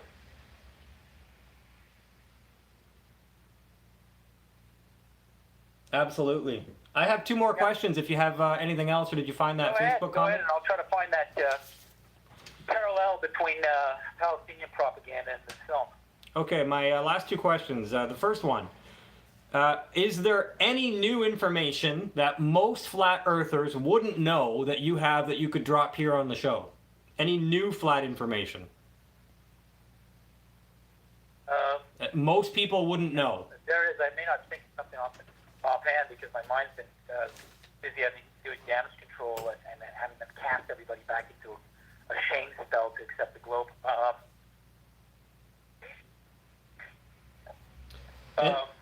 The other question I have is, where can people buy your art and follow your work? And do you have kid sizes for your clothing line? Yeah, I think Katie can answer that in the chat. Okay, Katie, please do. I think on Teespring we've got stuff for children, onesies and stuff. And if you want to custom, not from Teespring, like made in America, I've got a guy out here. He's retired, but he does really good work. If you want to make a donation. Now, where can people go to donate towards your lawyer fees? A donation button in the script. I can do that. Press link. But you can get that link on your own right now. If you go to www.mappowerland.com and you go into the fashion section, there's a donate button. We like to do donations because most of this is just servicing me talking about it, and with the operations here in Vegas, we're trying to make a go of it. And this place here is also for rent. If somebody wants to do you're having a birthday coming up in your flat. Doesn't it suck when you got a bunch of people attacking you at your own birthday that you're questioning the globe? Wouldn't you rather have it in an environment where everybody's your party's flat, or a wedding, Absolutely. or an anniversary, where everybody in the room and the space itself is a flat earth sort of sanctuary? We got to get off YouTube and Facebook, and that's why I built this place in Vegas, and we're about to lose it. If we don't, there's just so much I could put into it. I put $36,000 into this thing, and I've been waiting, and we just almost got the roof down. I've been waiting for about a year to connect with flat earthers in Las Vegas, or somebody to call me up. They want to do a debate here. They want to do an event here. And it's been just silence, and everybody's relegated to the internet. That's suicide, because you know that Hollywood's coming out with a film, and then it's you're all going to go back to your globe through shame and humiliation, or you're going to keep quiet because you're all under control by the media instead of being out in the three-dimensional fucking plane in an actual flat earth club with real people at a real Flat Earth anniversary or party or debate or a big chill with Flat Earth couples shooting an episode for one of the channels that's flat, doing an experiment in the Grand Canyon or nearby or whatever it is. We've got a location that's cheap to fly into, and if I don't have, I'll be honest with you, I'm going to put this out right now. If we don't have some sort of recognition from people in the next 48 hours about this actual headquarters, I might be giving it up on Monday. Wow. So where can people get a hold of you if they want to? There's people who are watching that want to support. gmail.com. And maybe that's what's supposed to happen. We're supposed to, you know what? We try to do a real place for people to meet. Maybe it's like, okay, give this up. Go back to the homestead. We're just down the street from Cape Canaveral. We're going to be doing a flatland retreat over the next year and a half where people can come out and do an Airbnb experience, and then we can all go to NASA and make fun of it and put money in their mouth. It's like put some money back in NASA's mouth, but they got to deal with Mass Powerland and touring a group of flat earthers just looking at everything, how fake it looks. So it's like, because it is fake. I mean, they charge $47 a bloody pop, where they might even scrub a rocket launch, so you just waste your money. And they scrub about 4. It's totally a racket. They'll scrub 4 rocket launches before they actually have it go up. And then at a certain point, you got to turn your head to a TV to see, okay, where's it continuing upwards? You know what I mean? So it's like, and there's usually a delay before it goes back on camera, right? Right. And it's totally CGI. So it's like, I mean, we're going to be building a retreat out in Florida, provided Florida's not like a Venezuelan or Russian target or the new Pearl Harbor, which is going to be false flag. They'll just paint fucking Venezuelan flags on Russian makes the CIA bought it, years ago. They already gotten an undisclosed hangar. Did I say that? He said it. He said it right here. Straight shot across the Caribbean. So, and that's my concern. That's why I kind of want to keep this place. But at the same time, we got a real illegal use of our work. We're going to move forward. So if you want to support that, because now it's like we got to pay for the legal, and we basically want to have them respect copyright law. You can't just reproduce artwork for profit, especially a guy who owns Blue Origin. You know what I mean? And take the guy who started this out of context and not even show how it started with a comedy routine, which was also one of my conditions. It's got to stop. And so if you want to support us, go to the masspowerland.com website, hit the fashion page. There's a big globe I painted. Click on that. Make a donation. Anything over $40, we'll ship you out a shirt, photo or painting. And if you want a high altitude work of art, I'm competing against NASA's images. So I'll show you how it really looks. And you can email me privately at masspowerland@gmail.com and CC that, because sometimes they scramble the emails as well. It's really bad with me and the internet. You could masspowerland@protonmail.com, but do both. And then we can discuss doing a custom-made, art piece, which is basically a high-altitude satellite of the way it really looks. So, and I've got a couple out there right now. I'm only doing 10 of each, and then I'm burning the original. So if you want to, one of those 10, I have a few left. And those are, they go for $500 each, collective only. So if you're serious and you want something that, I'll send that out with a shirt if you don't have one already. And I'm trying to find that parallel that guy made. If you can bear with me. Any more questions? The other question was, is there any new information that you have that most flat earthers wouldn't know? I think, to be honest, most flat earthers wouldn't know a fraction of the things that you just said, because I know that a lot of the ones that I talk to have just got into the flat earth. I'm going to be generous, in the last year probably, or maybe 2 years. So talking to somebody like you who's been flat for almost 20 years, or definitely over a decade, it's a different level basically. So if you have any new information or would like to drop anything that most people wouldn't be aware of, that would be cool. Outside of that, it's just I really think it goes back to, and it might be old to us, but maybe this is a new way of putting it. Painting the globe and having people go, "That's a photo," and the psychology of saying something's a photo when they've never had that, they don't have a reference, they've never been up in space mind-boggling for me, especially when I have to be honest with my own painting. It's like I painted something I've never experienced, and just saying my painting is a photo. Yeah. Wild. And the force of them three-dimensionalizing it, and it's always been presented flat, the globe. and to go that far, making something real I've never seen, that no one's ever seen, and they say photo, I find it kind of disturbing.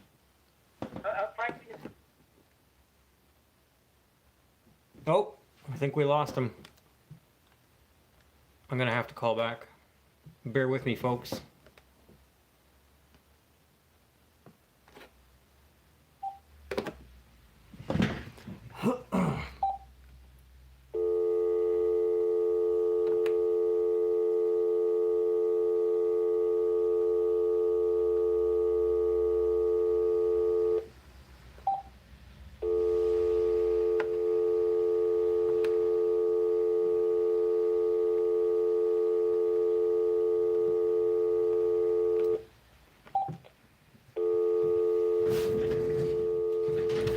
So my phone battery actually died.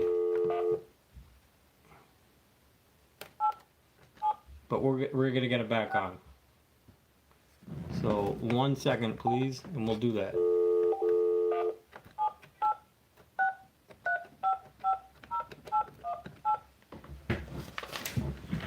It's snowing out. I apologize. What happened? You lost me at some point? Yes, what happened was the phone that I was using on speaker, it actually ran out of battery power.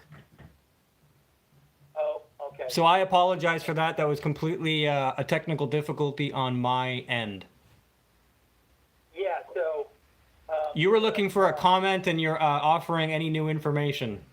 Yeah, well, the new information would be more another insight. Because a lot of this, people go, like, what experiments have you done? It's like, well, they're more like, what's so sad about all this is people go, what experiments? It's like, well, you're the one who needs to prove my observation. Well, my observation is absolute. Right? So it's like, people go, you don't do an experiment. It's like, my observations are absolute. Unfortunately, it's as simple as that. The observations never have been observed because your eyes have been clouded over. You've been shrouded through a veil of hypnosis imagery, and I've lifted the veil, literally, the evil, that has basically been a lens or glasses put on your eyes that you can't see how clearly absolute this observation is. In a certain sense, it's a threat, and it's almost like, it's also insulting, because the observations are so simple. And when people have the reflex to go, you're ill, or you're mentally ill, it's like, how is the observation an observation that is erroneous or insanity? That you've never had a point of view of a globe with your senses, you never space. Or they just laugh it off. Ha ha, ha ha, it's a joke. Ha ha.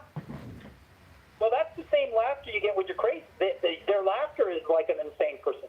Because that's the other insight I also noticed as a comedian. It's like, when I really do a good joke, people go, but when you hear them, like, when the flat earth is brought up, they have a different laugh. It's like, it's where laughter becomes weaponized. I know the difference. And they'll be like, it's like crazy person laugh. Yeah. It's like, interesting. I've seen that too myself. You're absolutely right. You know the earth is a globe versus your mother, Unless you've been adopted, I feel bad for you. Like, you don't know her, like, as much as you don't know the globe. So you'll get the same effect in your upper jaw. You'll get that secretion or excretion or whatever that is. There's a weird anatomical tightness. And I recommend that everybody try it and then challenge somebody who thinks the earth is a globe to say it with their mouth. They know it's a globe. And then challenge them to say they know their mother, and they're going to experience that anatomically. Right? So I would say my work comes from absolute observation, absolute insights that are physiological, and challenges for you to go through the experiment because I already know this stuff. I know that boat doesn't go beyond the curve. So did you. The only reason why you don't know that boat is disappearing beyond the curve is because your refusal to go and look at it properly.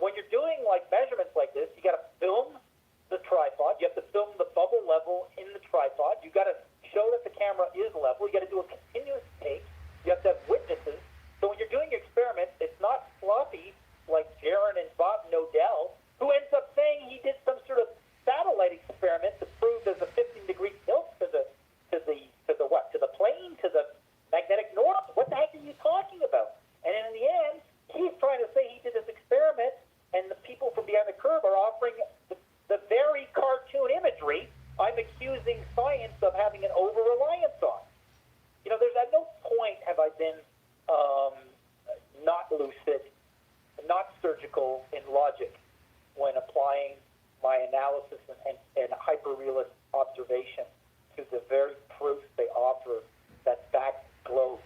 Instead, they have been in a panic of rebutting and smear and insult. And now that's been found out, so now their next level is flat earthers are insane, which is a dangerous stepping stone when you're dealing with somebody that's smart, because it leads to bloodbath, right? It leads to the fanatic reaction. And at a greater level of study here is the fanatic. Because there's no science in science. It's more like silence, as I think Tucker said, or I think the other guy on Fox, Gutenberg, the little cocky comedian there. He said, Bill Maher. Silence. It's not science. No, the other one. No, Bill Maher's a hack. The other one there, there's a funny round table. He's kind of cool. And I think some of these people I Fox, like Tucker, and who are like against, really questioning science, might be closet flat earthers, but they can't, right? Because they get $1 million check from Rupert Murdoch. Right. So I understand. You know what I mean?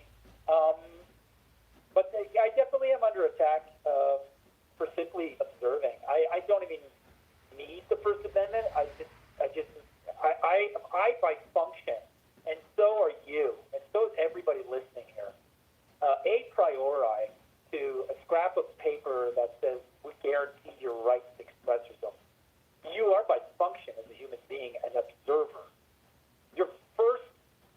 The first thing you do when you come out of your mother, the first act before breathing is observation. You know, it's a priori. Your eyes, boom. Okay, where am I? I'm in a hospital room. You don't know that, but you're looking. Then you're breathing. Then you're hungry. Then you're pissing. Then you're moving. You know, you're the wiring of being human, or of being a human being. The purpose design of being is observation. If I have to believe in astronauts observing the shape of the globe, and I am not observing that. I am working vicariously through another individual and hoping and believing them they are not lying. The problem I have is that these people come from the very industry that is about to throw us in the chaos of World War III, the military industrial complex. So for me, ethically, and the amount of lying and NDA this industry does, and the havoc, trauma, and destruction that the war machine has done on this surface of the earth and the known surface, I cannot trust. Absolutely. Neither should you. Absolutely. Is there anything else that I forgot, or anything else that you'd like to add, Mr. I'm going Powerland? to find that thing because I think it's an important. Is there any other questions there that somebody might have? I have a personal question. Up until now, we've not had any. All the questions that I've given you have been submitted to me. But my personal question for you would be: what is your opinion of the luminaries above us? We see the sun, we see the moon, we see all these lights in the sky, and people like Alex Jones on the podcast the other day on Joe Rogan podcast was saying, I got a 12-inch telescope in my backyard and I pointed at the sky and therefore I know Earth is a ball. Like, what is your opinion of what these things are?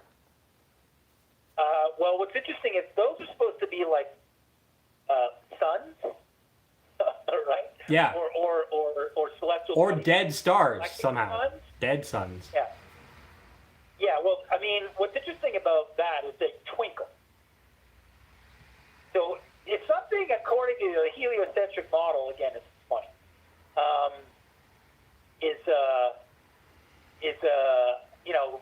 18 million light years or even 1 million light year, which is very far, by the way. You don't have enough room on your calculator screen. If you do the miles that it takes for 1 light year, I think it's 14 trillion. I mean, after a while, the numbers are so big, that's how they intimidate you, right? The zeros are so big. If I'm seeing what you say is the sun, and suddenly it twinkles, that's like the sun just burst into light. At that distance, it's like, can you imagine if our sun that's this close to to us twinkled, we'd all be scorched to death, or you know what I mean? Yeah, exactly. Like, we'd be blinded. Imagine if the sun. How come our sun doesn't twinkle? You know, because that twinkle is like an increase in light intensity. So, right? It's like it's so simple. Like because we say twinkle, twinkle, little star. They're twinkling. Like they're luminaries that are like have a certain amount of light intensity, and there's a burst of more light. That's what we call it, twinkling. So the twinkling could destroy an entire surface of a celestial body if we actually account for it, but we don't, right? So a lot of these things, when they're filmed, what they say is Venus and Mercury or a sun, when you zoom in on them or you look at them, they have a geometric pattern that's similar to crop circles. Crop circles, yeah, I've seen that as well. Yeah. So then you have these crop circles. And so a long time ago, I just intuited, and I was like, what if these crop circles are those things? And they're coming down and basically doing like a snap, right on the ground, and then going right back up while nobody's looking. And it's some sort of communication system, right?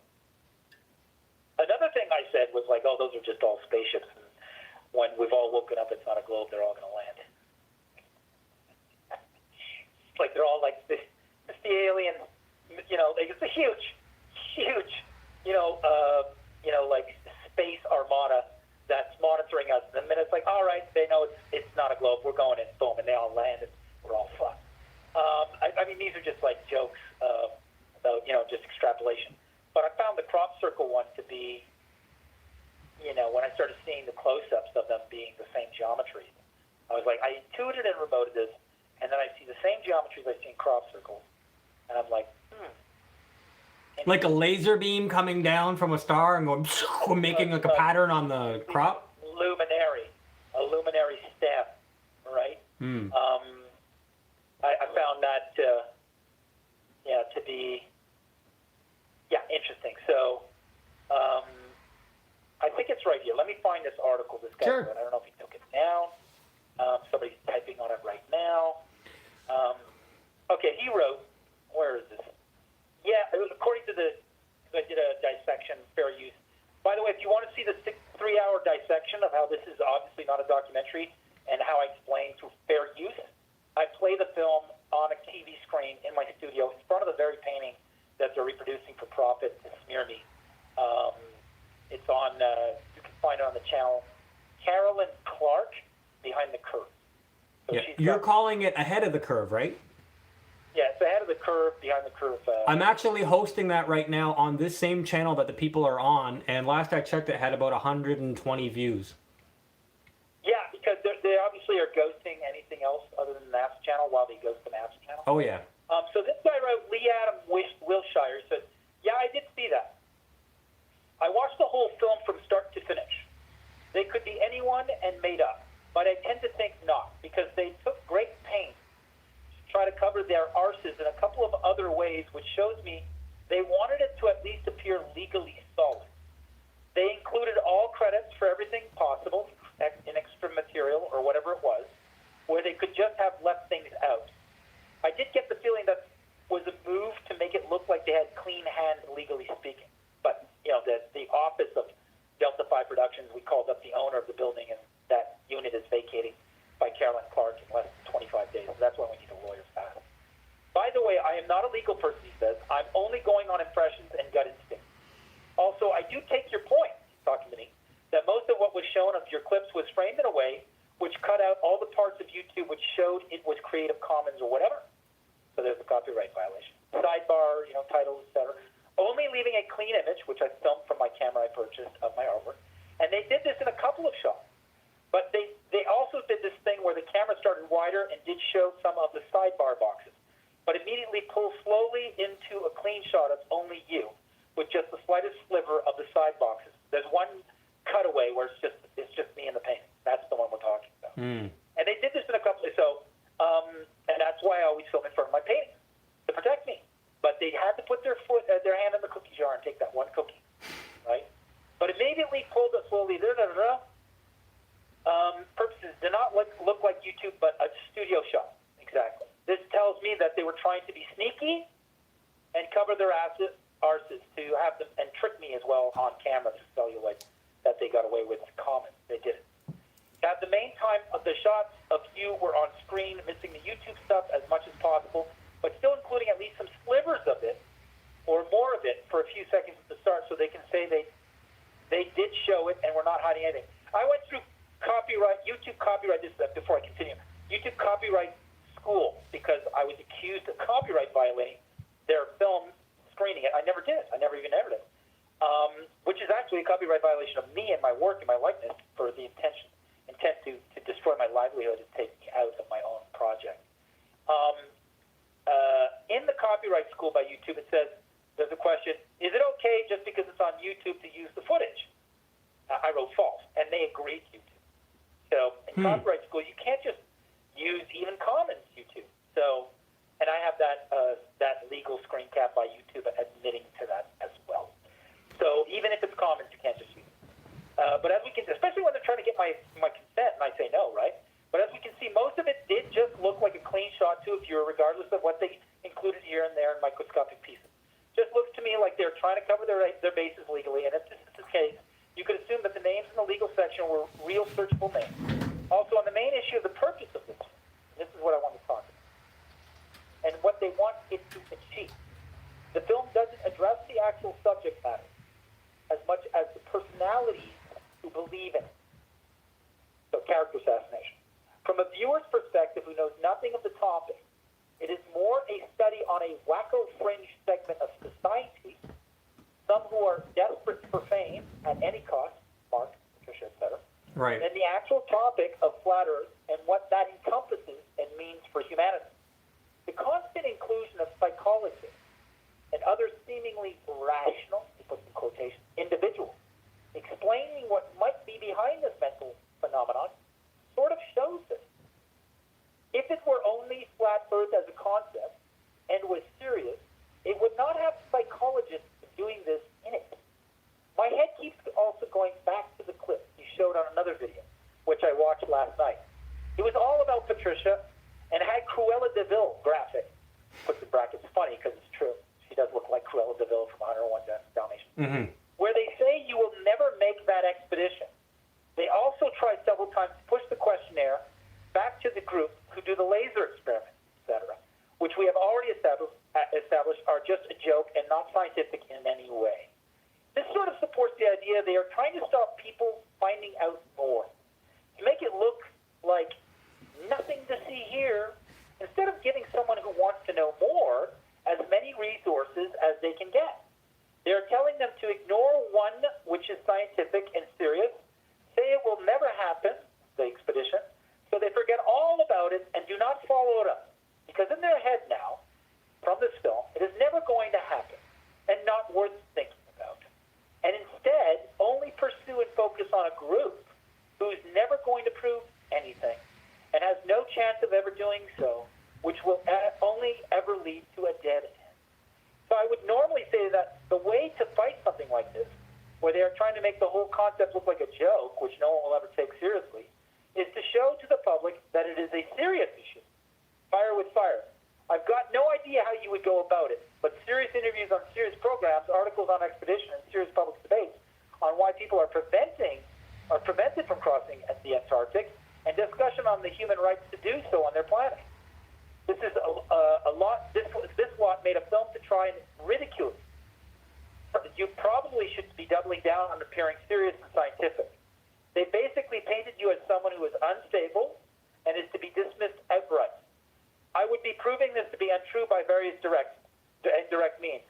Maybe a round of, that was the 2 circles, 1 ball. I wanted to bring that up before we leave. Absolutely. There was one other experiment that only cost $1 million that we could get from a settlement with these people. But I was like, that wasn't what I wanted to do. He wrote a lot, this guy. Yeah. He said, hold on, I wanted to write, I watched the alleged documentary on Netflix. It's obvious that the subject matter is meant to come across as a joke, which the audience will not take seriously. A nothing to see sort of attempt. I've got an idea what they're trying to do. This is what he said. I've seen Israel use something like this on the Palestinians. And while I'm not saying Israel is behind this, film, right?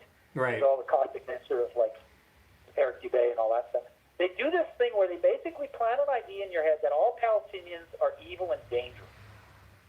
That all little Israel wants is peace. But everyone is so cruel. And they want it to come across so complicated that everyone thinks this will never be solved in our lifetime. They do this by exposing the public to propaganda over and over again, time and time again, so that the next time Palestine comes up in conversation at a cocktail party or in the news, people will already have made up their mind on the topic and will basically just shut off, detach mentally, and not listen any further.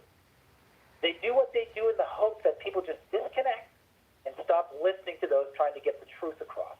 That everyone just switches off because they've already made up their minds. It's like inoculating people's mind spaces on a controversial issue and getting in there first to condition their attitude towards it.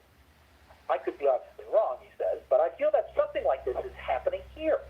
And this is the point of this documentary being made in the first place. It is to paint them all as imbeciles, to make the issue look like a silly joke people laugh at, which is why they mention the term conspiracy theory so many times in the film. The public at large already has an automatic and widespread negative association with this. They wanted to reach a mass of audience with the intent that so many people see them.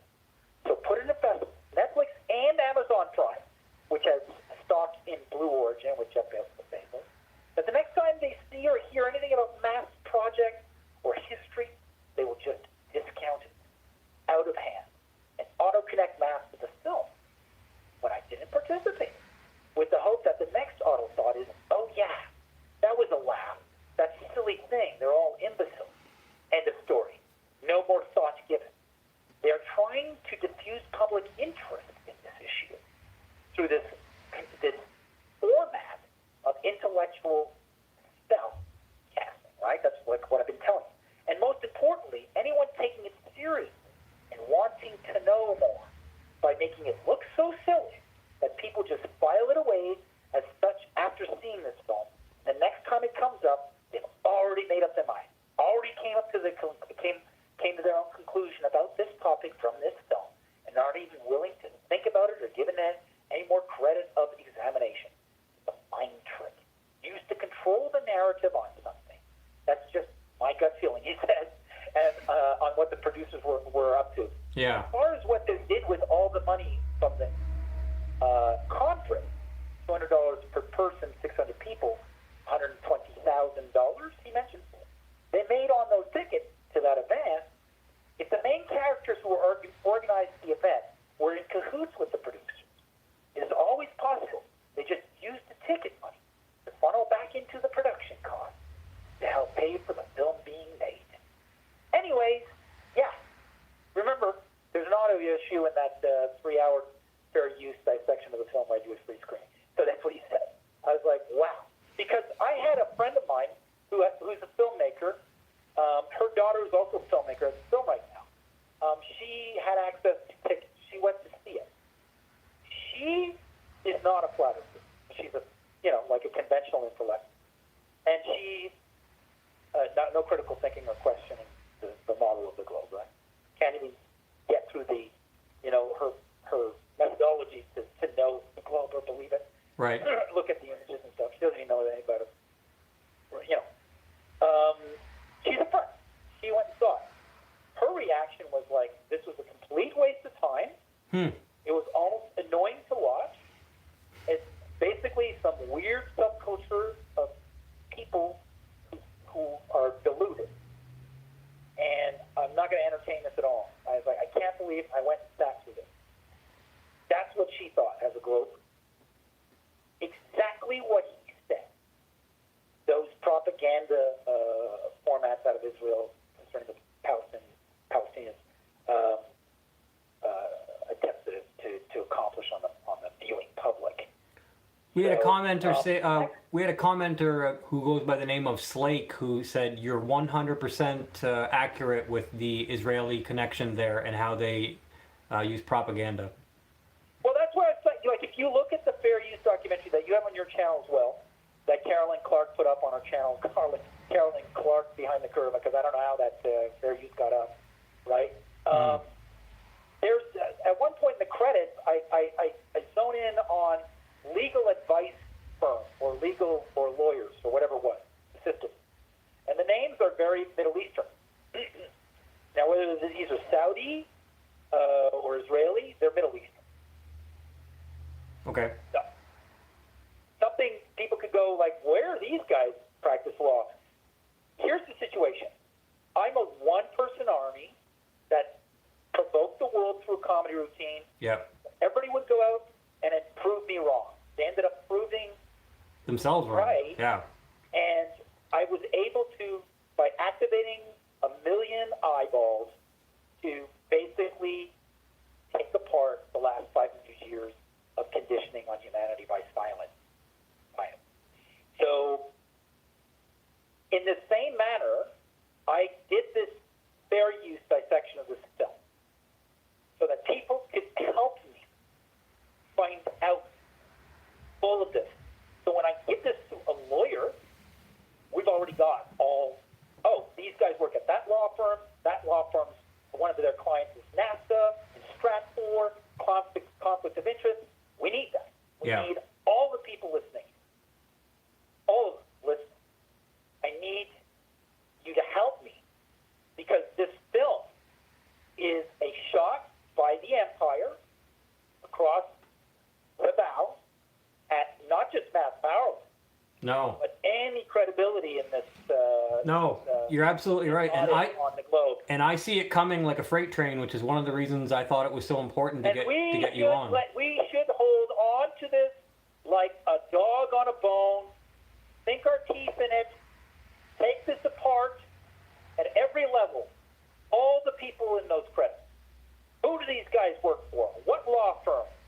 How come they got money from an international documentary fund? Who owns that? Is it Soros? Is it Rockefeller?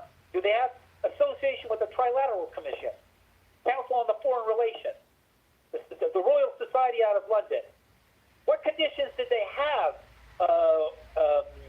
the people who own the Truman Show, to give this footage to this film? It's got to be planted against the flat earth? How much did they pay? Who owns the rights? I want people that are listening to just go into this. Pick one thing that you think I could give a lawyer that's going to show, it's going to show an organogram of collusion and a self-preservation interest that they smear me.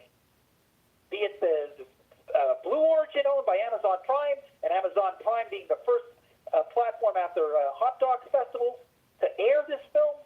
How many films out there have a two-platform deal with Netflix and Amazon Prime? How many do you know?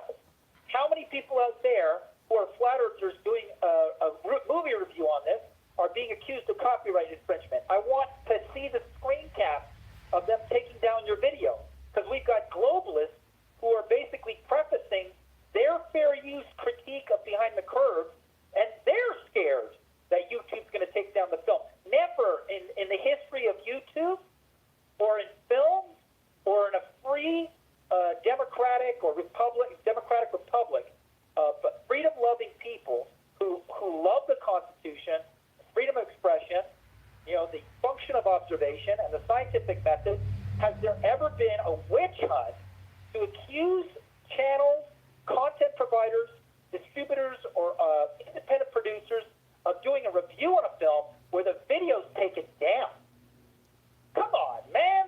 You guys are showing your cards. You're fucking scared out of your mind. They are. And that's why they made this movie. Scared shitless that we're pushing the globe right over the edge. I agree. Over the edge. And on one hand, we're happy. Continue.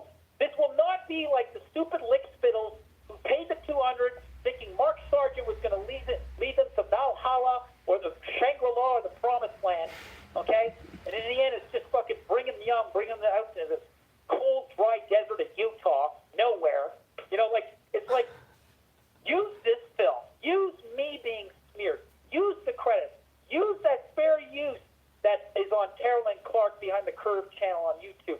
Use what I'm saying and help me go into the research research of any of those points that indicate collusion, defamation, character assassination, copyright violation, and any kind of cooperation or like the narrative was already chosen. There's a cell animation company that was hired to do the caricatures of everybody. You know, like, when did they get, you could call them up and say, hi, we're doing a film. We saw you working behind the curve. They're probably getting calls right now. They're probably getting business off the Flat Earth. Like I said, I'm moving economy. I'm putting money in everybody's pocket except my own. I keep taking money out, and now I'm about to lose the studio here. These people are making hand over fist off something that nobody would be talking about unless that was in the flow of commerce as a comedy routine. It's disgusting. Now, call up that animation company. Find out when they started doing work with Behind the Curve. Pretend you're a producer. Right? Right. Now, if they started doing cell animation for my character and Mark Sargent's character in June, before I even said I would agree or sign their interview, then this is a preconceived project. It is not a documentary. And then I have another claim I can make against them. They're fraud. They misrepresented themselves in the emails to me that they were doing a documentary. You know, when I look at Nathan Thompson do his line, where it's like, we're all successful, we all have our own thing going, you know, none of us live in our mother's basement, you know, we go out there, we do experiments, and none of us live in our mother's basement. It was such a tired line, force-fed line. It proves to me, as a professional actor and a guy who's also had experience working with my cousin in documentary film, this guy was basically that guy was an actor. He's a crisis actor that's pretending to be a YouTube civilian who's part of this whole thing. And now he's saying, I want to stop being a flat earther. I don't want to be a flat earther anymore. It's like, so now it's like you have the people you thought were the leaders that Google and Hollywood put up that are all saying, I don't want to do this anymore. So then you guys all fell for them, and now you all feel the shame, and you all go back in hiding. It's like you need to use this as the first shot off the bow by Her Majesty and the Pope's Jesuit academic empire of lies. You need to bite into this like a fucking crazy rabid Rottweiler and use your intellect and your investigative tools of your eyes and your ears and then look at that breakdown and how I do a wonderful job showing you the whole history of these people who I don't know. I've never met Mark Sargent. I've never met Patricia Steer. I've never met Carolyn Clark. These are a bunch of strangers coming in trying to make money off a comedy routine to shut it down. Why? It begs the question, why? Why? Yeah. Yeah, that's the question they don't want you to entertain, because that means you can take what they did and turn it into lemonade. Turn it into a bigger proof, a bigger reasoning to cross Antarctica. But why was this made? Why did you sit together the moments when Mass Powerland is dramatic? Right? Right? You could do that to Jordan Peterson. You could do that to Alex Jones. You could do that to Donald Trump. You could do that to anybody. But because of the predisposition of the flat earth, they do that with me. And then boom, like the guy said, you dismiss this as a joke and a bunch of crazy. And it was an easy ploy for them. And it contradicts the very ethos of what a documentary film is supposed to be. And that's what my conditions represented. To find out what point this was a contrived production where they already chose a central character and they were trying to feed me, have me feed copyright through this interviewee release form. So I want a copy of this interview. I'm going to re-upload this, Josh, so if you can send me the link. Yeah, no problem. Absolutely. So, I mean, the final experiment that we can do with a court settlement for defamation, slander, and basically exposing all this intent, if we all go at it, right? The money.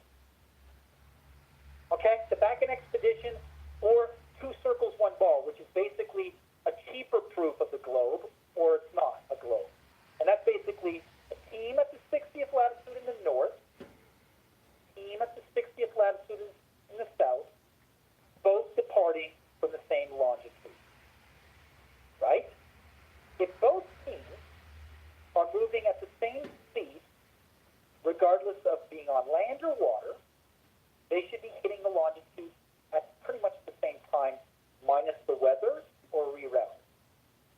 If the southern team is always 3 or 4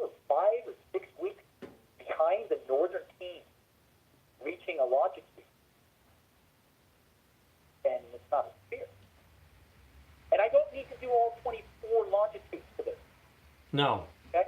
I just need to do the freedom-loving areas, like which would be Alaska, the U.S., all the way to Norway. That's 12. And we'll pretty much have an idea after the first 4, and we can do betting on that.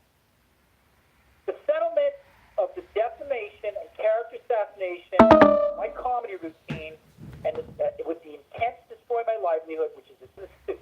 I've been looking for a billionaire, okay, to fund this expedition for a while now. Yeah. You know, and the money's going to be made by the metric. How many people are there in the world right now that want to know the truth? Globe is flat. Yeah. Want to see this expedition. I've been trying to rope in a couple people, but The first weekend, you would make $1 billion on this thing. You would make money with the advertising just doing the reality series of the 16th crossing. Or the 2 circles, 1 ball. Right? right. $186 million for provisions, ships, and equipment for 100 civilian, scientists, academics, skeptics, mechanics, explorers, athletes, parkour athletes as a front line because there's calving down there.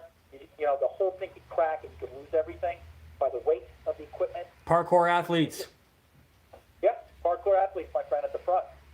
And drones. and drones. So, I mean, like, it's $186 million per team, $1 billion. You got to pay the bond for all 600 people. I'm doing 6 not because it's the number 6, because that's the scientific method. It's 6 scientists. Right. And I thought 100, okay, Shackleton and other expeditions that failed. So, it's enough, okay? So, that $1 billion, okay, right now there's a man. He's the world's richest man. And I want you to hear me very carefully, everybody. I don't care if it's 10 people, 100 people, or if this goes out to 10,000 people. The world's richest man has taken a shot at the flat earth and mass Powerland to destroy this expedition. And he owns Amazon Prime. He has made money off my art piece, and he has made money by violating copyright, and he has made money by taking my work and my likeness that I filmed with a camera I bought, the studio I rented, with the painting I took 4 months to paint, mirroring me, discredit me, to hide me, to make me look like a joke. So I can't do this expedition. Ladies and gentlemen, I think we have our $1 billion right there. Yeah. So if you want to get on board with a very, very fantastic lawsuit, right, that's going to be, I mean, they really resist talking about the flat earth in the MSM. The first, from 2011 to 2013, 14. But they couldn't after a while because it kept on spreading. And so be it with this film, trying to shut it down, exposing it as a collusion of entities that have stock in the space race tourism racket. Absolutely. So there's our money, folks, for 2 circles, 1 ball, or an expedition. It's Jeff Bezos. And he should have interest in proving it's a globe, so his stock has value. Absolutely. So, Mr. Math Powerland, we're running out of battery life on every device. but I am like full of piss and vinegar, like I'm an arrow in the ceiling. Thank you so much for coming on the show. I can't appreciate you enough. I'm extraordinarily thankful that you spent 2 hours and 20 minutes chatting with us and the audience here. And You're welcome. we can go to MathPowerland.com. mathpowerland.com. Yeah, give out the links. Photo or painting. They really hate the photo or painting walking around on the street. They can't stand that question because they can make fun of flat earth all they want, but at the end of the day, if they say photo, you got them. Yeah. I've seen it. And the other thing too is like I'm trying to build like a portfolio of competing images that are more realistic than what the Mark Sargent crew, the fake crew, have provided with that ridiculous Azimuthal cartoon where there's no night and day on the flat earth. A high altitude satellite imagery, 450,000 miles up of your extended flat earth plane. So if you want something like that, collectors only, serious inquiries, mathpowerland.com. Mathpowerland.com. And I'm also taking suggestions of what you want to see from a high altitude. Could be another world, could be Hyperborea, it could be the next pond, so which is something I want to start exploring, and then putting that imagery out on Google Images. So, but I'm not going to be doing it right away. It's a collector's edition first, so I can avoid copyright, part of the funding of this entire thing. And now we got to we're going to definitely have to pay for a contingency fee for a lawyer. If we can do all, we're going to need lawyers. You're going to need lawyers, absolutely. If we could do all the research, so he doesn't have to do this, and he just goes up, he just verifies, yep, this person works there, this person did that, he started the cell animation that day, it corroborates this is not a documentary, this is fraud, we're saying a documentary crew, they are not a documentary crew, this conflict of interest, Jeff Bezos, you can't believe it, that he actually has the painting up without the artist's consent, blah, blah, blah. If we can get all that in front of a legal team, where they're just like, oh, it's all here, wow, we do all the research, that brings down our costs, and it brings down his cut, because we'll probably be working pro bono with the settlement cut percentage with the lawyer. I don't want this to go to lawyers. We could do what we did with the Globe to expose this hit piece. That's it. That's it. All right. Hello? MathPowerland.com. Thank you so much, Yep. Mr. Powerland. Thank you, Adam. Have a great day. Take care, brother. And to Antarctica and beyond. Bye-bye. Bye. All right, everybody. You heard it. The longest morning banana ever. My first real guest outside of Desiree, Mr. Math Powerland himself. We've run 2 hours and 23 minutes. Everybody who's watching this, who's stuck to the end, I want to thank you so much. And you have my full permission to download this video through whatever means necessary and re-upload to your own channels. I don't monetize any of my content. And I've said this before, people who know me know that I don't monetize any of my content. I'm not partnered with Google, YouTube, AdWords. I don't get any pay for any, I don't get any pennies for any of the clicks for this video. So it's nice that you're liking it and sharing it, but it doesn't do me any financial gain. So if you want to donate to Mr. Math Powerland, then donate to him through the links that he provided. My website is adamjosh.com. I also own a few other websites. One is mindballs.org. And I want to thank you guys so much for hanging out and sticking with us through this whole really long morning banana show, number 10. So please share it with your friends. I wanted to do this because the information is important. And the fact that Math Powerland is being blatantly forced into a photocopier, and the stuff that's coming out on the other side is abominations. It's nothing like the real thing. Imitation is not the real thing. And if you want the real thing, call the guy. Go up to the source. Why does everybody know who Math Powerland is, but nobody talks about him? That irritates me to no end. As an artist and as somebody who uses, I have original content and have original ideas, I understand what it's like to be royally ripped off. So that's why I wanted to get him on the show. So thank you so much. Please share. I have a donate page on my website. If you want to donate, it doesn't matter. I have a job. I'm here at my office. But thank you so much for anything. Take care, everybody. I'll see you on the next morning banana. Make sure to share this video.